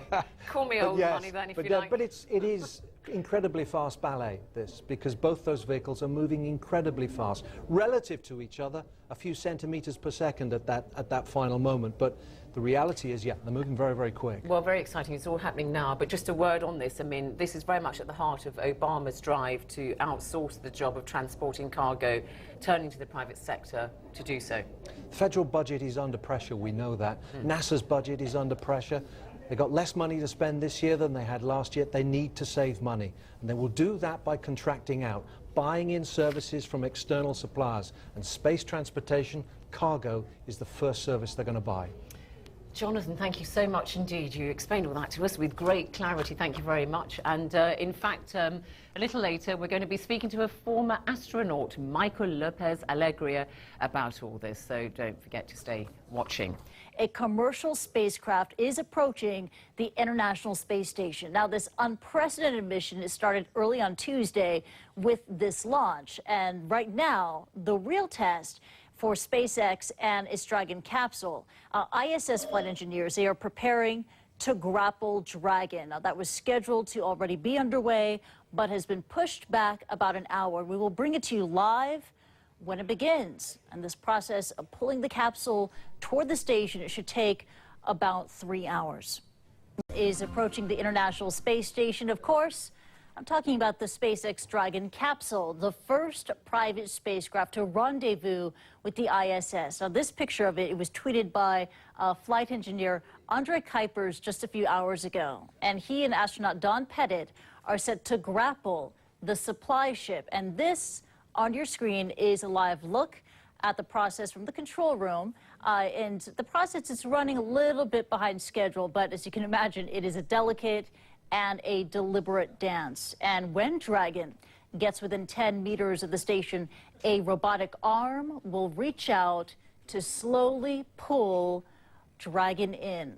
Now, the SpaceX mission is essentially an audition for NASA. And earlier, Dragon demonstrated its ability to maneuver near the International Space Station. John Zarella joins us now from CNN Miami. And John, how is this attempted link-up going so far? Well, you know, Christy, as one of my chief engineer just put it, this Dragon hookup is dragging on, is the way he put it to me, and it really is. But you're right. You mentioned it's very methodical. They're taking their time. They want to make sure they get this absolutely right, and they've had another moment now where they've stalled in the process. They were on their way to within 30 meters of the International Space Station. They had commanded Dragon to go ahead and move to within 30 meters, and then suddenly they said, let's stop. What happened was that one of the sophisticated radar systems called LiDAR on board the Dragon, which measures the distance between the station and the Dragon, and they send commands back and forth. That radar system was picking up on another part of the space station, so it was bouncing off from a place that it's not supposed to bounce back from. They saw that, and they said, okay, wait a minute, let's take a look, let's stop. Let's see if we can resolve this issue, and then we'll move forward. So right now, once again, they're sitting back at about 70 meters from the International Space Station, and they're holding until they can figure out where they go from here. But remember, this is a test flight. These two vehicles are traveling at 17,500 miles an hour. You know, people don't realize that it doesn't look it on television, but you've got a spacecraft and you've got the station traveling incredibly fast. And at some point, an astronaut is going to reach out with this Canadian-built robotic arm and grab onto that spacecraft and then pull it in. And this is the future, Christy, of low Earth orbit, NASA turning over to commercial companies the job of sending cargo and eventually astronauts to the International Space Station, so the U.S. Space Agency can concentrate on sending humans to Mars and to an asteroid. There simply wasn't enough money for NASA to do both. So this is where we are now. This is the first step. This is the first company out there. There are several others as well, but this is the first one attempting to make history, to become the first company to actually have a space vehicle rendezvous, berth with the International Space Station, and drop off supplies. Christy? That's right. When this happens, it will be a historic event. Yes. As you mentioned, this is a test flight. This is an audition for NASA, which is watching this very, very closely. How has Dragon performed so far in terms of guidance, control, and communications? It's performed great. I mean, they have had barely any hiccups at all up until this point. This is the first hiccup, and that's what it is right now. We do not know if this is a showstopper, if it's something they can work through and resolve. But up until this point, they did the fly-arounds yesterday of the International Space Station. That went great. No problems at all. The liftoff on the Falcon 9 rocket, you can see on that image there the solar panels on Dragon, those all deployed, those both deployed perfectly. So everything has gone very, very smoothly, right down to script. And you mentioned, you know, NASA watching this carefully. Not just watching it, absolutely involved as a partner. NASA has got the astronauts, our U.S. astronauts, Russian cosmonauts on the International Space Station. So NASA is very involved in this process as they move forward and they approach the International Space Station. So it's not just going to be SpaceX making a decision on go, no go to do this, this maneuver to birth. NASA is going to be equally involved. All right, John Zarella reporting. Thank you very much indeed for giving us the very latest on this, what could be a very historic mission if and when it happens. It should be happening pretty soon. I know Mari Ramos is watching this all very closely for us. And so, I mean, it seems that the link up between the Dragon capsule, the space station, a little bit behind schedule. But other than that, the Dragon capsule has been a star performer so far. Yeah, it really has, Christy. I think one of the key words and one of the key phrases that the people at NASA and at SpaceX have been saying is that this is a test flight and that they have to make sure everything is absolutely working as it should be before they attempt to have that capsule actually grapple there with the International Space Station. One of the things that they really want to make sure that they're able to do is if they need to abort the mission, as it's only 30 meters away, as John mentioned, but if they need to abort the mission, that they are able to do so. They have to make sure that the Dragon is able to do reverse maneuvers and get away from the International Space Station should they need to do that. So that's one of the things that they were testing out just in the last maybe the last 30 minutes or so. We'll, of course, be monitoring it closely. And like you said, it will, when it happens, it will be quite historic. I can't wait to see it. Let's go ahead and move on. I want to touch a little bit about the weather here. Let's go ahead and start off the coast of Mexico. We do have a hurricane warning in place for portions of the Mexican coastline. You see it here highlighted in red. The reason is Hurricane Bud. Now, Hurricane Bud doesn't sound like a very threatening name, right? And it's kind of giving us a little trouble with the forecasting here. It did make it to a Category 3 overnight, a Category 3 hurricane in the overnight hours. It has since then started to weaken somewhat, but you can see it moving directly toward the Mexican coastline here, just south of Puerto Vallarta. Now, this is a densely populated area. There's a lot of resorts here as well. There's mountains, there's beaches, and we could see some problems with flooding and mudslides as the storm gets closer. Of course, the danger also for beach erosion is quite there. And I want to show you the forecast over here. When you see it, you're going, well, what is that? I don't understand. Well, what happens is the storm begins to move inland, and then we see it kind of stalling over the same general area. You know what this means, right? The potential for flooding. Now, there's still a margin of error here where the storm could actually stay just offshore and maybe not bring as heavy rain or move on shore and then weaken quickly. If that happens, that might be the best possible scenario. But if it just sits here and hovers around the same general area between now, Saturday, and possibly even into Sunday, we have the potential for torrential rainfall and also for mudslides. So that, I think, Chrissy, is going to be the biggest concern when it comes to this tropical cyclone. Now, the forecast models right now are saying, yeah, the storm does move inland and it begins to dissipate. That's the most likely scenario, kind of sitting here over the same general area, 8 to 15 centimeters of rainfall. Not out of the question when it comes to the storm. So we'll be monitoring it closely and let you know what happens with Hurricane Bud. I got to tell you, I like that name. Back to you. Yeah, you know, short, simple, straightforward. Bud. Mari Ramos. Thank you. Have a good weekend.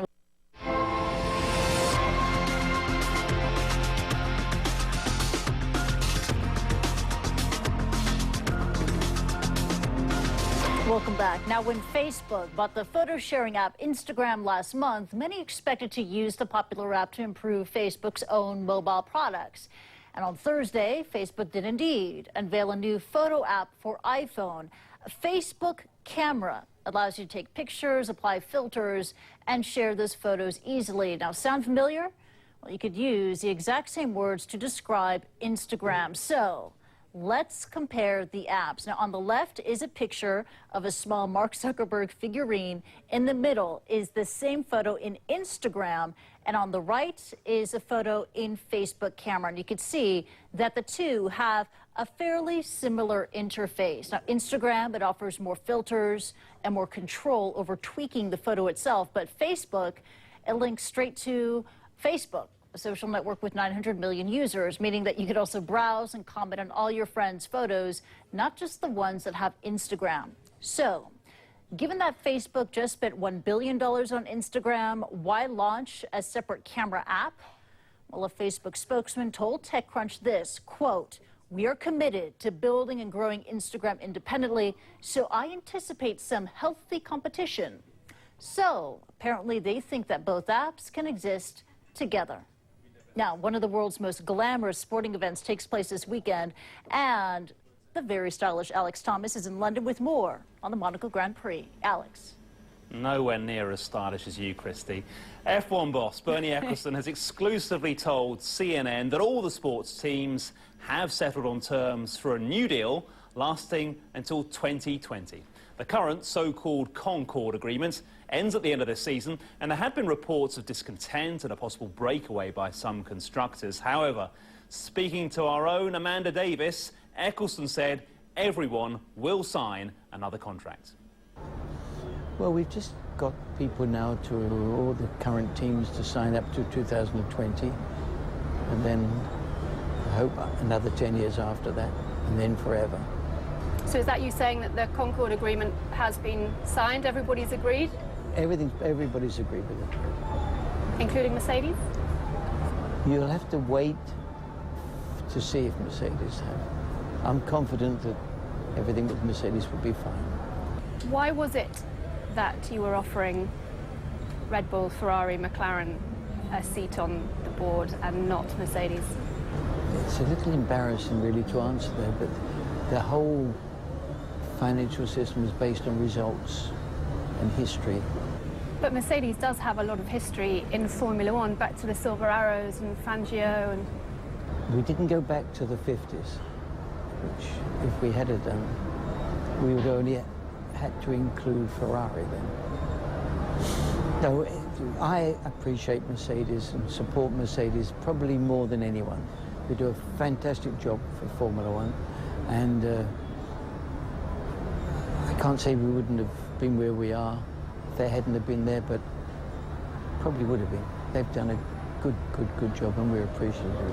But the way the whole thing was constructed was on results, and we couldn't falsify the results, because if we did, other people would complain. There had been suggestions that Mercedes were threatening to pull out of the sport. Have those concerns gone away as far as you're concerned? Absolutely. A lot has been made as well about this week about the finances of Formula One. CVC have sold a percentage of their shares. What was your reaction to that? CVC. Your employers Have done what? have sold 20% of their shares this week. Ah, yeah, really?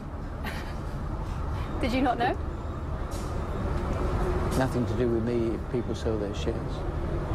But in terms of what's coming up and the flotation on the stock exchange, that could have a bearing on your future in Formula One. My personal future, we have to see what's going to happen with it. It hasn't been announced about the IPO at the moment.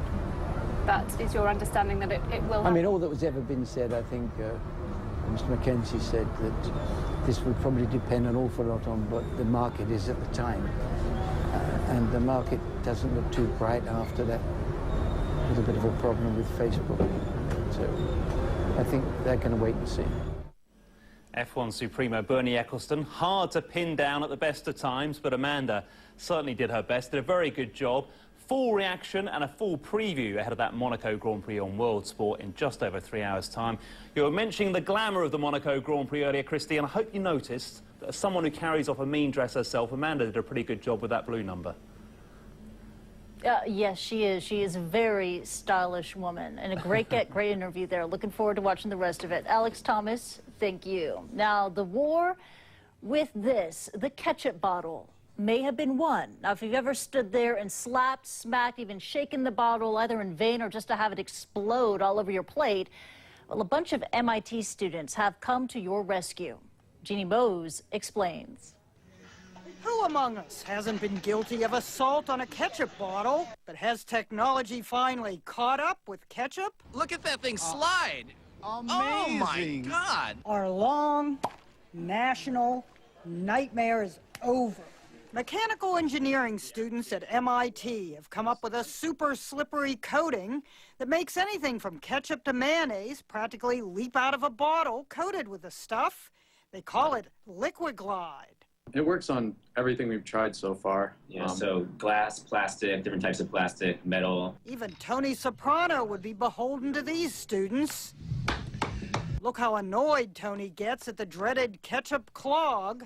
And if Carlos starts talking homicide. Sure, there are techniques ranging from the Goodfellas bottle roll to the Heinz 57 trick. Tilt the bottle at a 45-degree angle And gently slap it on the sweet spot where the 57 is imprinted near the neck. But Liquid Glide could make all those tactics obsolete. The idea is to apply the coating during bottle manufacture. Student Dave Smith says it's totally non-toxic. This is stuff that people already eat in some foods. It's perfectly safe. They've already applied for a bunch of patents. What are the secret ingredients? Well, well, they wouldn't be secret if they liquid glided out of their mouths. Dr. Kripa Varanasi and his students are already talking to bottlers and food companies. They asked the folks at Heinz if they were in contact with the Liquid Glide inventors. All they would say was, "We love the idea of making it easier to pour out Heinz ketchup." Despite rave reviews, that's amazing. There are traditionalists. I don't feel the ketchup would have the same satisfaction to it if it just poured out that quickly. Yeah, well, guess what the young inventors at MIT are anticipating? I mean, do you think this is going to turn you guys into, like, millionaires? I think so. They already have a slogan, Liquid Glide, let it slide. No more banging with shoes or mallets or sucking up ketchup. For traditional bottles, Liquid Glide could mean their last gasp. Ginny Mo, CNN, New York. Sorry, when it comes to ketchup, I am a traditionalist. And that is Newsstream, but the news continues at CNN. World Business Today is next.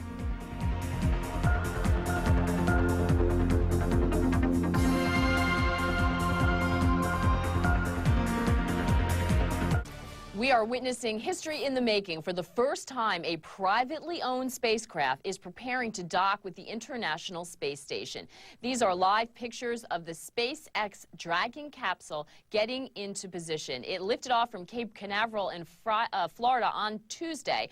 NASA is paying Spacex, a company based in California, $1.6 billion for 12 delivery missions. But NASA isn't the only customer. SpaceX says it currently has around $4 billion in contracts and more than 40 other launches lined up. The success of this mission could open up a new frontier for private investment in space travel. John Zarella joins us now from CNN Miami. John, I know you've been watching this all week. A very important trip for this. How is it going so far? What are the anticipations for today? Well, right now, the Dragon is dragging. Let's put it that way. They've really slowed down in the pace. What happened was everything had been working smoothly from the time of liftoff, as you mentioned, right up until where they are right now. And as they had given Dragon the go to approach to within 30 meters, sending that command to the spacecraft, all of a sudden, at about 70 meters out, they said, look, let's hold. We have a little bit of an issue. The issue that they have is with a sophisticated radar system called LIDAR, which basically sends a signal, bounces a signal from the spacecraft off of a reflector on the space station, then back to the Dragon to measure the distance between the two vehicles. Well, one of the LIDARs on the Dragon was actually hitting something it wasn't supposed to hit, bouncing off of something else. So they're trying to refocus that and figure that out, and they're saying that within the next 10 minutes or so, they may again be able to go and approach that 30-meter distance away, and then they'll hold at 30 meters before they make the final push in. So behind schedule right now, probably originally we were looking at about 9:10 Eastern time for the grapple, where the astronauts will reach out and grab Dragon. Now it's anyone's guess. It could be closer to 10 a.m. Before we get to that part of the process. If this isn't a more serious problem in which they would have to just say no, we're not going to be able to do this. So right now, a lot of eyes paying close attention to what the engineers are trying to do to fix this issue. Maggie? And John, we know how much we all struggle here on Earth with parking issues, but kidding aside, this is extremely dangerous, very fine-tuned stuff. How much of a blow is it going to be if they're not actually able to dock and meet up? I mean, the point is that they've got all these contracts worth billions of dollars for delivery. Presumably, they've got to be able to do that for this to be a success at all. Well, bottom line is this is a test flight. It's always been a test flight. In fact, what NASA did was there were supposed to be 2 more test flights, this one and another one, before they actually started with their commercial cargo contract. NASA agreed with SpaceX that they'd made enough progress that they could fold these 2 missions into one. Initially, they were just supposed to go up and rendezvous with the space station, and then on a succeeding mission, they would actually do this berthing operation. But they've combined it all. So even if this fails, they're still ahead of the game. Very good point to make. John Zarella, we will be watching along with you. Thanks so much for joining us.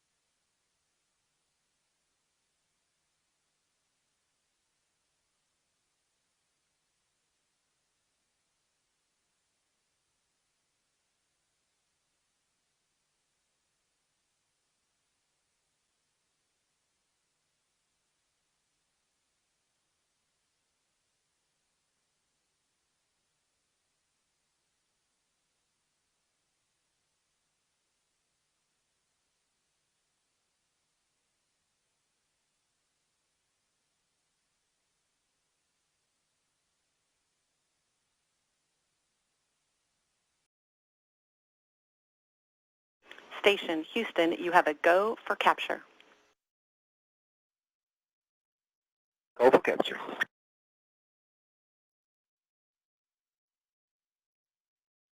This is Mission Control Houston. Don Pettit will now take control of the space station's 58-foot long robotic arm, which you see on the left. And within the next few minutes, he will reach out and attempt to capture this Dragon spacecraft, which is now holding at 10 meters away from the space station complex. Two vehicles are just now making a turn up to the northeast. They'll be passing over parts of Australia and New Guinea before heading out over the Pacific Ocean. There is the closest view of Dragon that we have seen so far. You see the grapple fixture there on the side of it. That'll be the target for Pettit as he reaches out with his arm. Something that he and the crew have trained for months, and something that the SpaceX team has been working toward for a number of years.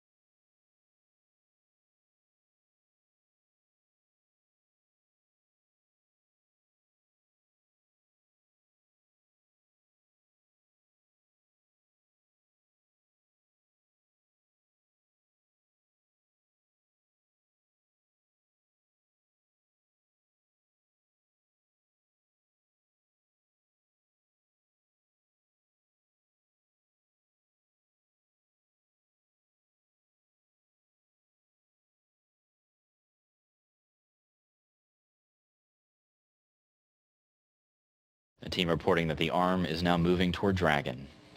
Once again, Don Pettit at the controls from inside the cupola. He and Andre Kuipers are taking a steady watch as the arm moves very slowly toward the Dragon spacecraft.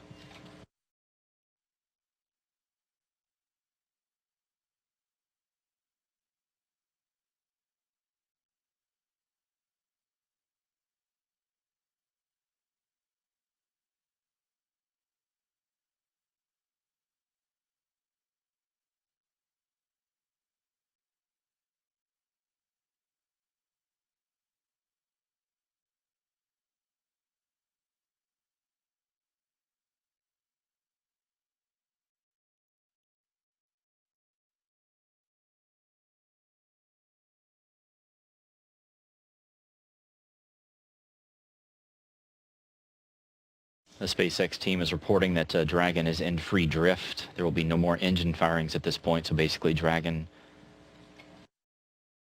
flying in formation with the International Space Station as Don Pettit reaches out with the arm to latch onto it. Just a few more feet to go.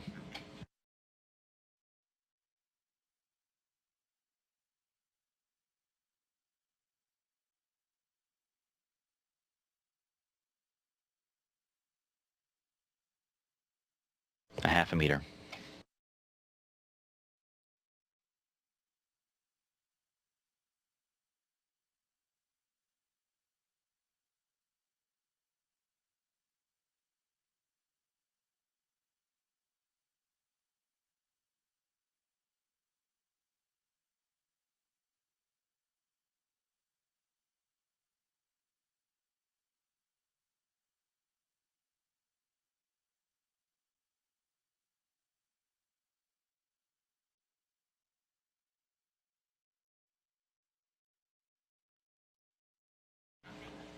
They're initiating the capture of the Dragon. Standing by.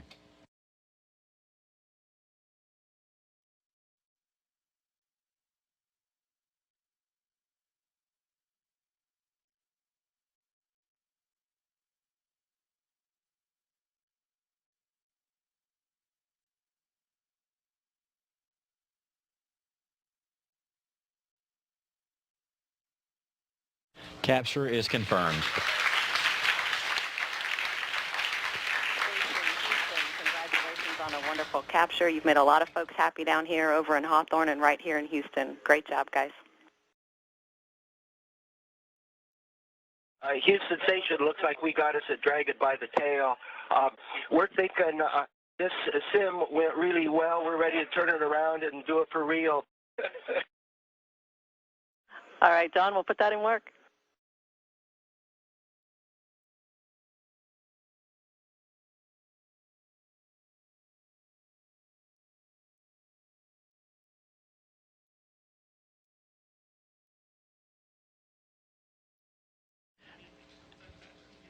This is Mission Control Houston. Once again, SpaceX has done it. They have just become the first private company to successfully launch their own spacecraft and get captured by the International Space Station's robotic arm. The official time, 8:56 a.m. Central Time, 9:56 a.m. Eastern Time. The two spacecraft were passing about 250 miles above Northwest Australia. Dragon capsule was captured at the International Space Station. We'll have all the details right here, right now at CNN, the world's news leader. This is the scene live from space. The International Space Station has successfully used its robotic arm to grab the approaching Dragon capsule, making SpaceX the first private company to rendezvous with the ISS. Not FedEx, SpaceX. A capsule successfully reeled in just minutes ago. Actually, we're all watching it here live on CNN. It was delayed on the way. We'll find out why and what comes next.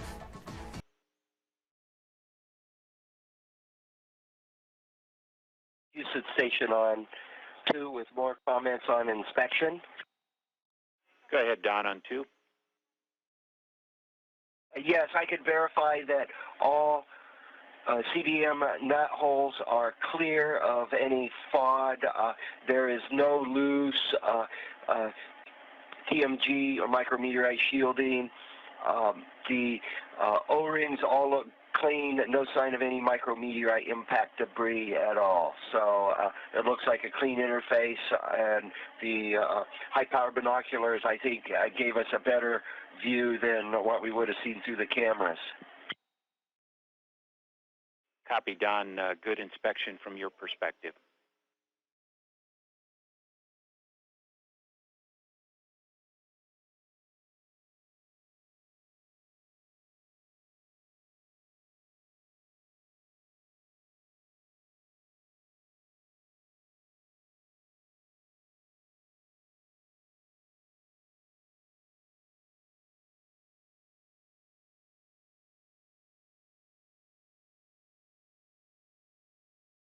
Its historic rendezvous with the International Space Station all went according to plan. It was nabbed by the crew with a robotic arm, all the while hurtling through space. John Zarella joins us now from CNN Miami. Always love to chat with you because I'm a bit of a space geek in that way. I don't know anything about it like you do. I imagine it's a bit like parking a car, unless, except you're doing 27,000 kilometres an hour. Yeah, right. They're moving pretty fast, both vehicles at the same time, and you know, so it is a very, very tricky maneuver in space. As it was described to me, it's like in the movies when you see these car chases and there's two cars going side by side, and someone's trying to like jump from one car to the other. That's kind of what this was like today for the U.S. astronaut Don Pettit, who was the one who reached out with the space station's Canadian-built robotic arm and grabbed on to the Dragon spacecraft. And you know, Michael, if watching paint dry could ever be exciting, this was it today, because it is a slow, methodical process, and seems like it takes forever for it to happen. But this was history. The first time a commercial vehicle had ever had rendezvoused and been captured, and soon will be birthed to the International Space Station. You know, really ushering in an entire new era in space flight. Yeah, and it was fascinating watching the I guess, mission control there. There was the joy and I had no doubt a little bit of relief too, because there was a lot riding on this, not just for SpaceX, I suppose for the whole notion of private enterprise being involved in this sort of thing. Is that right? I still can't get over the fact we all watched it live, you know. Yeah, I mean, absolutely accurate, and that image right now is just spectacular of the Dragon capsule with its wings out there hanging onto the end of the robotic arm. And yeah, I mean, SpaceX just happened to be the first of several companies who are planning to do exactly what SpaceX and NASA were able to accomplish today.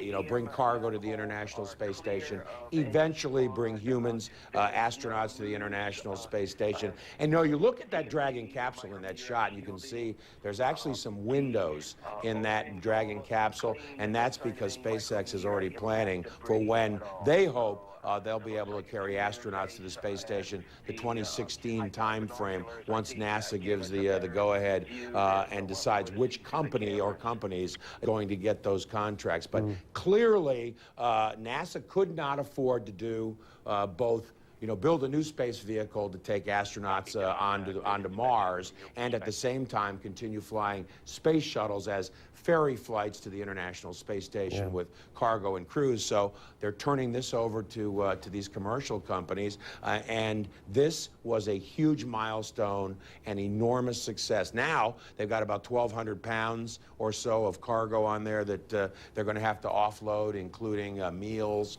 and water, and even a computer, a laptop computer, and some batteries. So they didn't go up there empty-handed. This was more than just a test flight.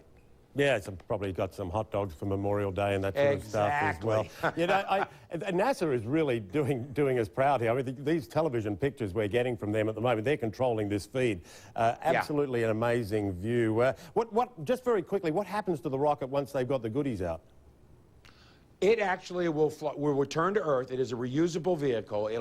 They will load it up with stuff they want to bring back to Earth, that they want to get off the station, you know, and they will bring it back, and it will actually land back in the Pacific Ocean, about 500 miles off of the Mexican coast. Yeah, fantastic. Love it. Great stuff. John Zarella, as always, a pleasure.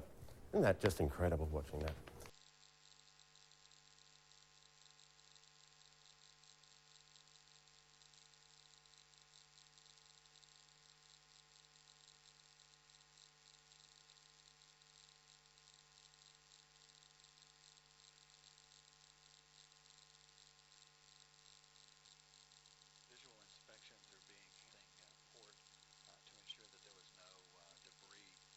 that would interfere with the interface between that and the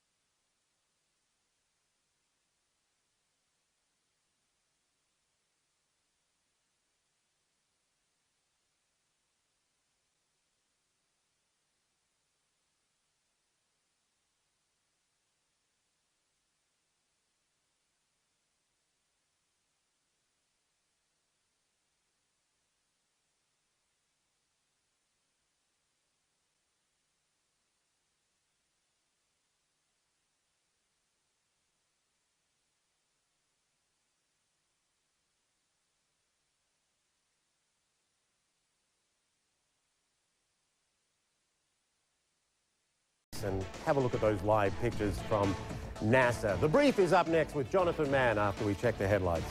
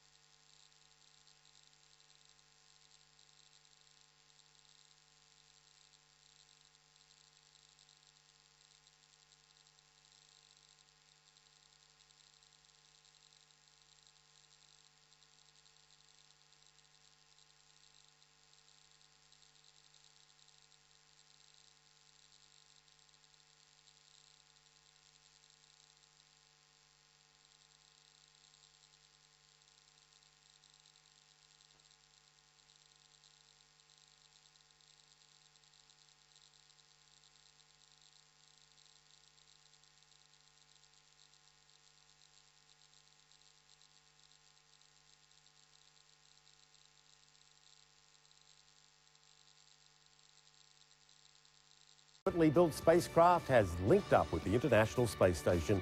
The unmanned Dragon capsule is made by Spacex and is carrying food, supplies, scientific experiments. Spacex hopes to build on this milestone and eventually take astronauts into space. What a picture. Astronauts on board the station used a robotic arm to grasp the privately owned Dragon spacecraft. And staying with the space theme, South Africa, Australia and New Zealand are to host the world's most powerful radio telescope. The aim is to answer fundamental questions about the universe and the prospect of life on other planets. The project will comprise 3,000 antennae and will survey 1 billion galaxies. To put that in context, that's 50 times more sensitive than any existing telescope. The station's robotic arm is now being repositioning the Dragon spacecraft to what's known as the pre-install position. You can see the adjustments being made directly through the camera view on the centerline berthing camera system, looking directly up at the Dragon hatchway.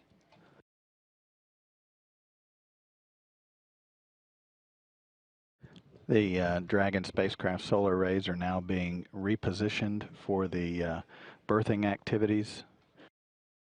Once the solar arrays on Dragon are verified to be in the proper position, the crew will be given the go to position the spacecraft in what's known as the RTL position, or the ready to latch location.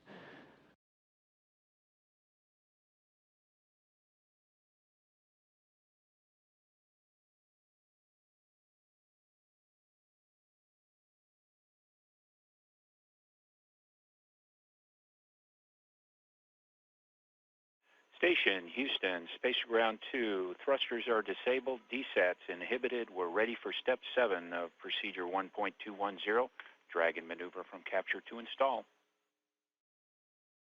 Copy, Step 7 in work.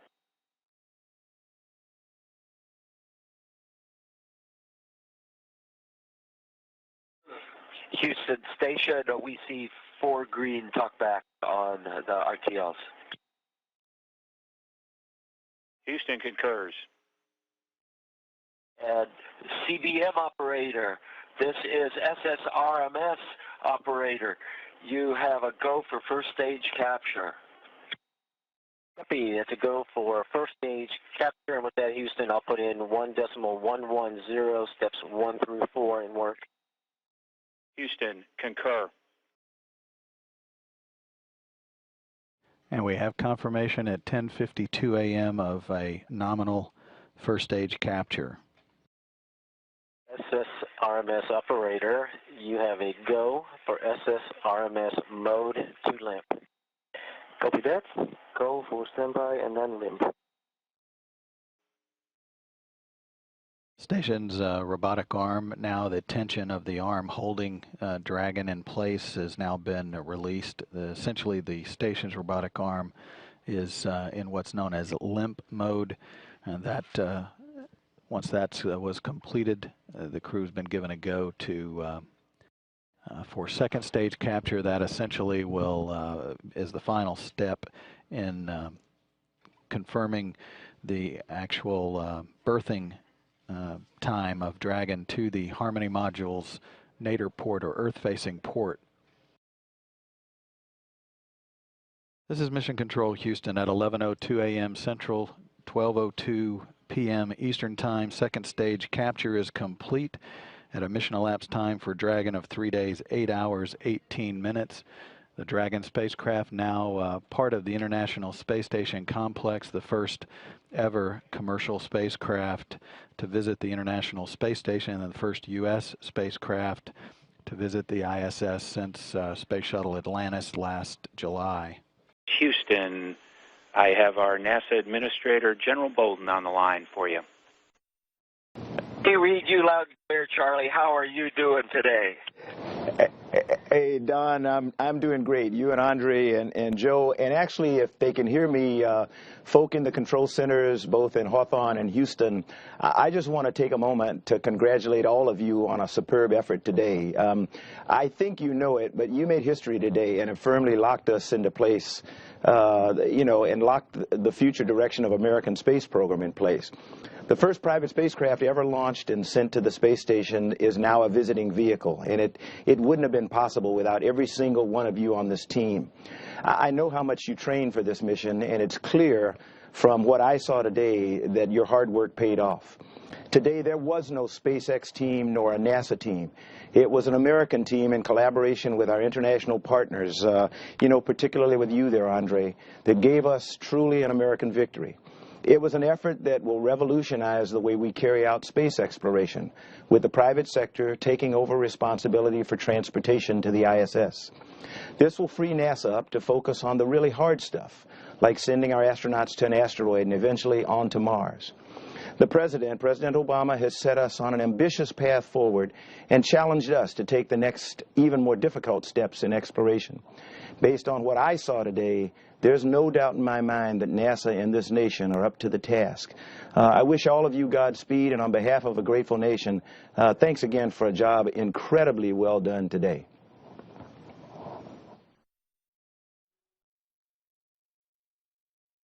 Charlie, thanks for those words. We're smiling ear to ear, and we're really grateful to be given the opportunity to be part of this day.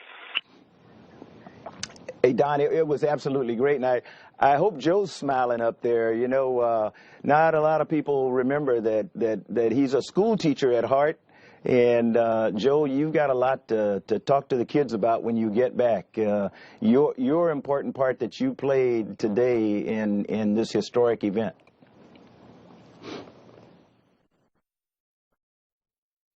Sir, it's an honor to be up here and to work with these two gentlemen and the rest of the team. So I'm looking forward to the rest of the mission and getting back and sharing it with America. Yeah. Well, you know, I know Holly and her mission control team and Megan are already gone, but for those that are sitting there in mission control now, both in Houston and out at Hawthorne, you know, you all played a critical role also. And I think for people who had an opportunity to watch what was going on today, you know, you had a very, very well thought out plan, and then life happened. And that's what makes what we do so much fun. And it was really it was a treat for me to see you all work through the issues that came up and finally end up with Dragon successfully birthed. You know, Joe, Don, Andre, I know it's time for you guys to hit the rack. So I won't keep you any longer, but again, I just wanted to thank you on behalf of all of us here. You made us incredibly proud, and I think there are a lot of chests sticking out today all over America.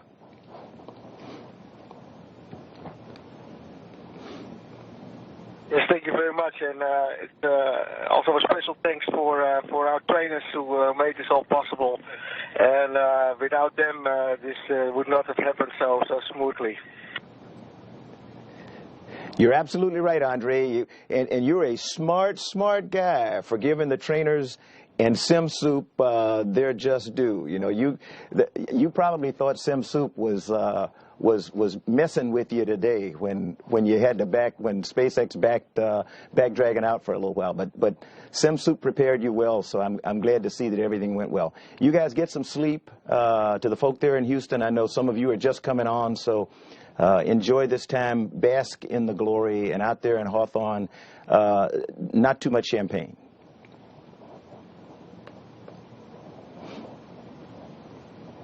Thanks, Charlie, and we'll have us a bag of tea, and I think it'll be time to go to bed. All right, Don, and we're out here at NASA headquarters. Thanks very much for setting this up, guys, there in Houston.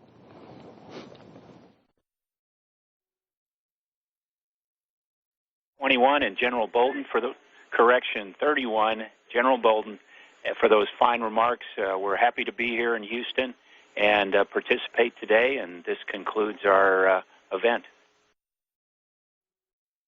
Drache eingefangen.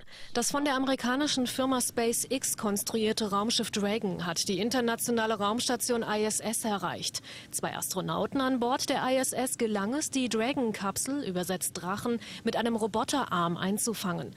Dragon ist das erste private Frachtschiff, das Nachschub zur ISS bringt. Containerschiff Rena im vergangenen Oktober vor Neuseeland auf ein Riff gesteuert hat, muss für 7 Monate ins Gefängnis.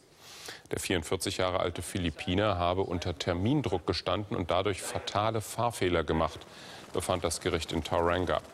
Außerdem habe er das Logbuch gefälscht, um seine Fehler zu verdecken. Die Rena war 22 Kilometer vor der Hafenstadt Tauranga bei voller Fahrt auf ein Riff aufgefahren. Dadurch liefen rund 400 Tonnen Öl ins Meer. Es war die bislang größte Umweltkatastrophe in der Region. In der Nähe des Freizeitparks Disney World im Süden der USA bedrohen Waldbrände eine vielbefahrene Autobahn. Der Highway ist komplett gesperrt worden. Die Feuerwehr bemüht sich, die Flammen einzudämmen. Dichter Rauch behindert auf weiten Strecken den Verkehr. Der Qualm erreichte auch den Freizeitpark. The massive smoke cloud is engulfing the area only a couple of miles away from the Walt Disney World Resort at the start of the busy US Memorial Day weekend. Due to heavy smoke, some local roads have been closed. Station Houston on Space to Ground 2, you have a go for Step 6, ingressing Dragon. Copy that.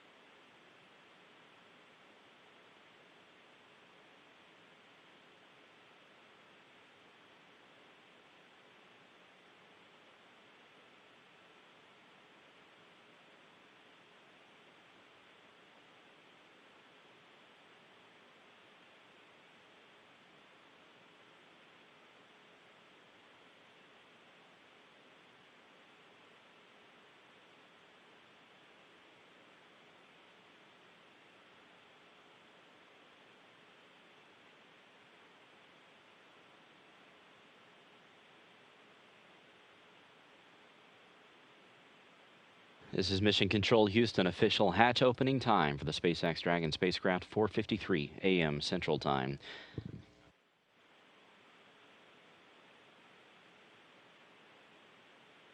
So the Expedition 31 crew getting their first look inside this brand new spacecraft that arrived at the space station yesterday.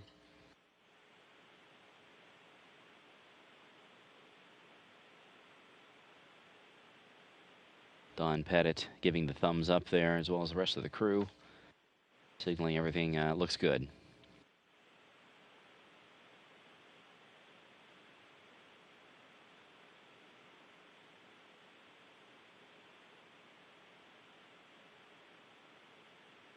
Pettit is being assisted by Oleg Kononenko and Andrei Kuipers. Kuipers was inside the cupola yesterday as Pettit was using the robotic arm to reach out and grab onto Dragon and install it.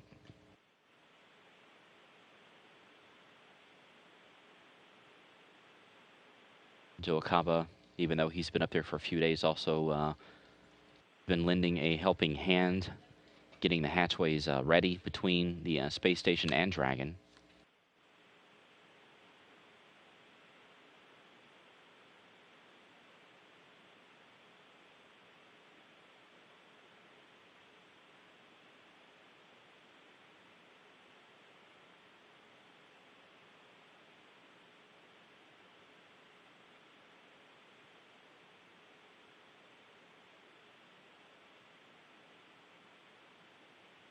There's a look inside Dragon from the camera that's been installed there. You get a sense of the space of this new vehicle.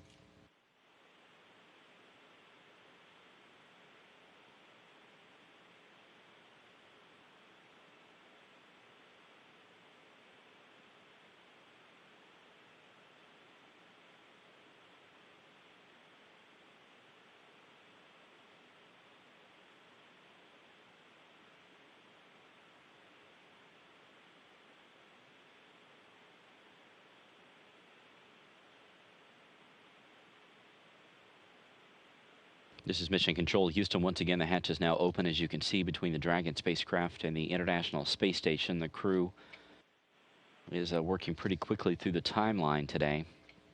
Official hatch opening time was 4:53 a.m. Central Time, 5:53 a.m. Eastern. At that point, the space station was flying 253 miles above the Earth, just to the west of Auckland, New Zealand. This hatch opening is a fairly methodical process anytime a visiting vehicle comes up to the station, especially a new one.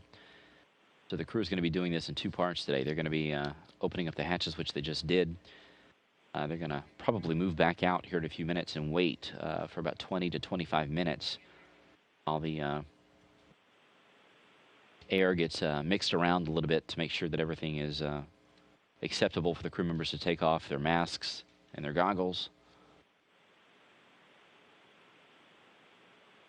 They also have a sensor in their hand that is, for lack of a better word, sniffing the atmosphere to make sure that there's nothing toxic or anything like that that the crew members could be bothered by. But Don Pettit, with flashlight in hand, taking a look around inside Dragon, making sure that everything fared well during the launch into space from Cape Canaveral earlier this week.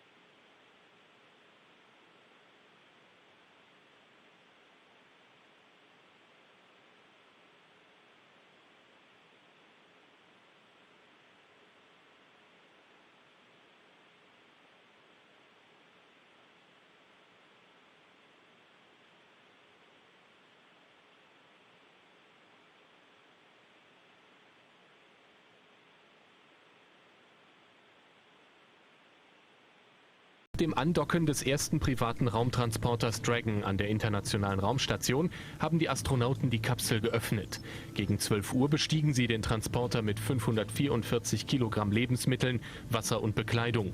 Die Kapsel soll am 31. Mai zur Erde zurückkehren und nicht mehr benötigte Ausrüstung wieder mitnehmen. Food and other supplies for the ISS astronauts. It docked with the International Space Station yesterday. By offloading routine space operations to commercial industry, NASA hopes to save money that it can then reinvest in some of its more ambitious programs far beyond Earth. Station, this is JSCPAO. How do you hear me?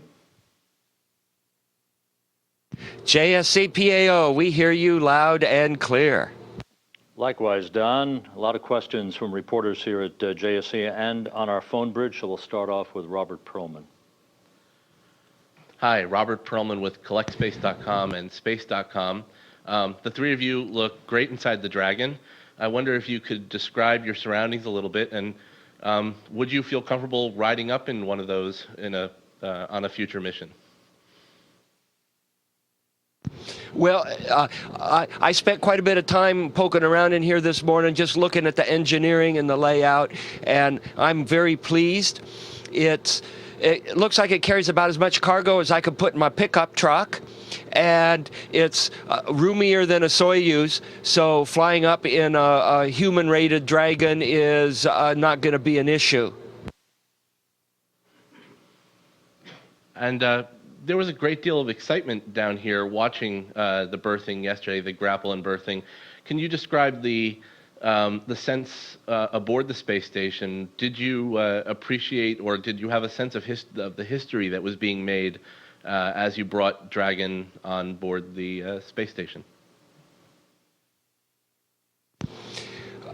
We were pretty much focused on the operational aspect of getting Dragon, and I know same thing when you go out for a spacewalk, and a lot of folks think, wow, isn't it this really neat? But we're so focused on making sure we get the job done and making sure we get it done safely, and these highly operational tasks, it's not really time to sit back and philosophize on what happens. Now, after the fact, then you can sit around and think about what happened. But during the event, it's all business.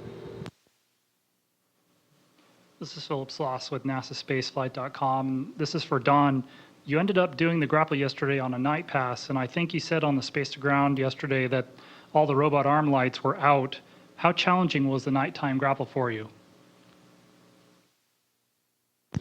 Actually, there's enough stray light reflecting from station, and with Dragon being snow white, the visibility was quite nice, and I would not have gone in and done the grapple if I couldn't have seen what I was doing. The visibility was good from the point of view of there weren't any shadows cast, which makes looking at the grapple fixture and the grapple fixture target easy to do. If we would have had all the lights from the arm on, I think the lighting might have actually been worse in terms of casting shadows and making things a little harder to see. And then, is there any robotics upcoming this week before you do the unberth? No robotics involving the crew. As you are aware, the robotic arm can be operated from the ground, and there's a lot of routine tasks that the flight controllers on the ground do with the arm, and this saves crew time so that we can concentrate on doing our payload scientific experiments and payload operations up here. And during the time that Dragon is docked, they've already walked. They're planning to walk the arm off, and they're going to translate the mobile the mobile transporter, and they're going to be doing a number of robotic operations, and everything will be put back to where it needs to be by the time we do the unberth and the release of Dragon. Station Houston on Space to Ground 2. Dragon will be departing the 30-meter hold momentarily. A day after grappling the SpaceX Dragon capsule with the International Space Station's robotic arm, The Houston station looks like we got us a Dragon by the tail. and berthing Dragon to the Earth-facing port of the Harmony module, Second stage capture is complete. The first private spacecraft ever launched and sent to the space station is now a visiting vehicle, and it wouldn't have been possible without every single one of you on this team. the Expedition 31 crew opened the hatch to the first commercial cargo spacecraft to visit the ISS. We all remember the completion of the Transcontinental Railroad, which opened up the western frontier of the United States, and it was celebrated or commemorated by pounding in a golden spike. And this is kind of the equivalent of the golden spike. I have a lot of confidence in our future. This is a great first step to move us forward now with the commercialization of this. And like Don had said earlier, I think we would feel very comfortable in a human-rated vehicle just like this one. Following the historic hatch opening, station crew members entered Dragon to begin unloading supplies. The SpaceX demonstration flight to the ISS is part of NASA's Commercial Orbital Transportation Services, or COTS program, which provides investments to stimulate the commercial space industry in America. Under the program, SpaceX and other companies must successfully complete a test flight to begin delivering regular cargo shipments to the station. Video taken from the International Space Station documents the May 20th annular solar eclipse. While flying at about 240 statute miles above Earth, NASA astronaut Don Pettit captured the moon's shadow being cast on the planet below as the moon lined up between the sun and the Earth. This was the first solar eclipse of 2012. The next one, a total eclipse, is scheduled to take place on November 13th. Another rare celestial event is just on the horizon. A transit of the planet Venus across the sun is scheduled for June 5th. A transit takes place when a planet passes directly between the sun and the Earth. In doing so, Venus will block a portion of the sun, much like a solar eclipse by the moon. Despite being almost 4 times larger, Venus is much farther away than the moon, so the planet will be seen from Earth as a small dark disk moving slowly across the face of the sun. Transits of Venus are among the rarest of predictable astronomical phenomena, occurring in a pattern that repeats every 243 years, with pairs of transits about 8 years apart, separated by long gaps of 121.5 years and 105.5 years. The most recent transit of Venus happened in June 2004. After 2012, the next transits of Venus will be in December 2117 and December 2125. A set of guidelines developed by NASA to protect the Apollo and other historic landing sites on the moon will be followed by contestants in a Google-sponsored competition to space. That agreement in principle comes about as 26 teams worldwide continue their plans to build and send robots to the lunar surface in hopes of claiming a share of the $30 million in awards offered by the Google Lunar X Prize. The first privately funded teams to safely land a robot on the surface of the moon, have it travel 500 meters over the lunar surface, and send HD video, images, and data back to Earth will claim the prizes. Bonus awards will go to those imaging the 6 Apollo landing sites and others, including that of NASA's Surveyor spacecraft. All Google Lunar X Prize monies must be claimed by the end of 2015. NASA Administrator Charles Bolden was the guest speaker at the second Goddard Veterans Memorial Day observance at Goddard Space Flight Center. Bolden and Center Director Chris Scalise joined active duty and retired service members to honor those who made the ultimate sacrifice for our country. At Goddard, as you all know, we truly value our diversity. It captures a broad understanding of all the things that we are and that we do, and it makes Goddard a much better place, and I think it makes NASA and the country a better place. People who every day put on the uniforms of our armed forces and risk their lives protecting the freedoms and liberties of this great nation of ours. I also know many of us have been personally touched by the loss of one of these brave and selfless heroes. So this is also a day where we pause and honor the memories of members of our own NASA family who have paid the ultimate sacrifice in service to this great country. The annual event is presented by the Goddard Veterans Advisory Committee. Invited guests included members of the group Wounded Warriors and the Tuskegee Airmen. I believe that this nation should commit itself to achieving the goal before this decade is out of landing a man on the moon and returning him safely to the earth. 51 years ago, on May 25, 1961, President John F. Kennedy, in a speech before a special joint session of Congress, challenged the nation to set its sights on sending an American to the moon. So directed, NASA ramped up its human spaceflight effort, starting with Project Mercury and continuing on through Gemini and Apollo. That's one small step for man, one giant leap for mankind. In July 1969, Kennedy's goal was realized when, joined by Apollo 11 crewmate Michael Collins, Neil Armstrong and Buzz Aldrin made their safe return home after landing on the lunar surface. 13 years ago, on May 29, 1999, Discovery made the first space shuttle docking to the International Space Station. STS-96, the second flight to the complex, was commanded by Kent Rominger and was piloted by Rick Husband. Mission specialists were Ellen Ochoa, Tamara Jernigan, Daniel Barry, Julie Payette, and Valery Tokarev. Also on board, 3,567 pounds of material that included clothing, sleeping bags, spare parts, medical equipment, supplies, hardware, and about 84 gallons of water. And that's This Week at NASA. For more on these and other stories, or to follow us on Facebook, Twitter, and other social media, log on to www.nasa.gov.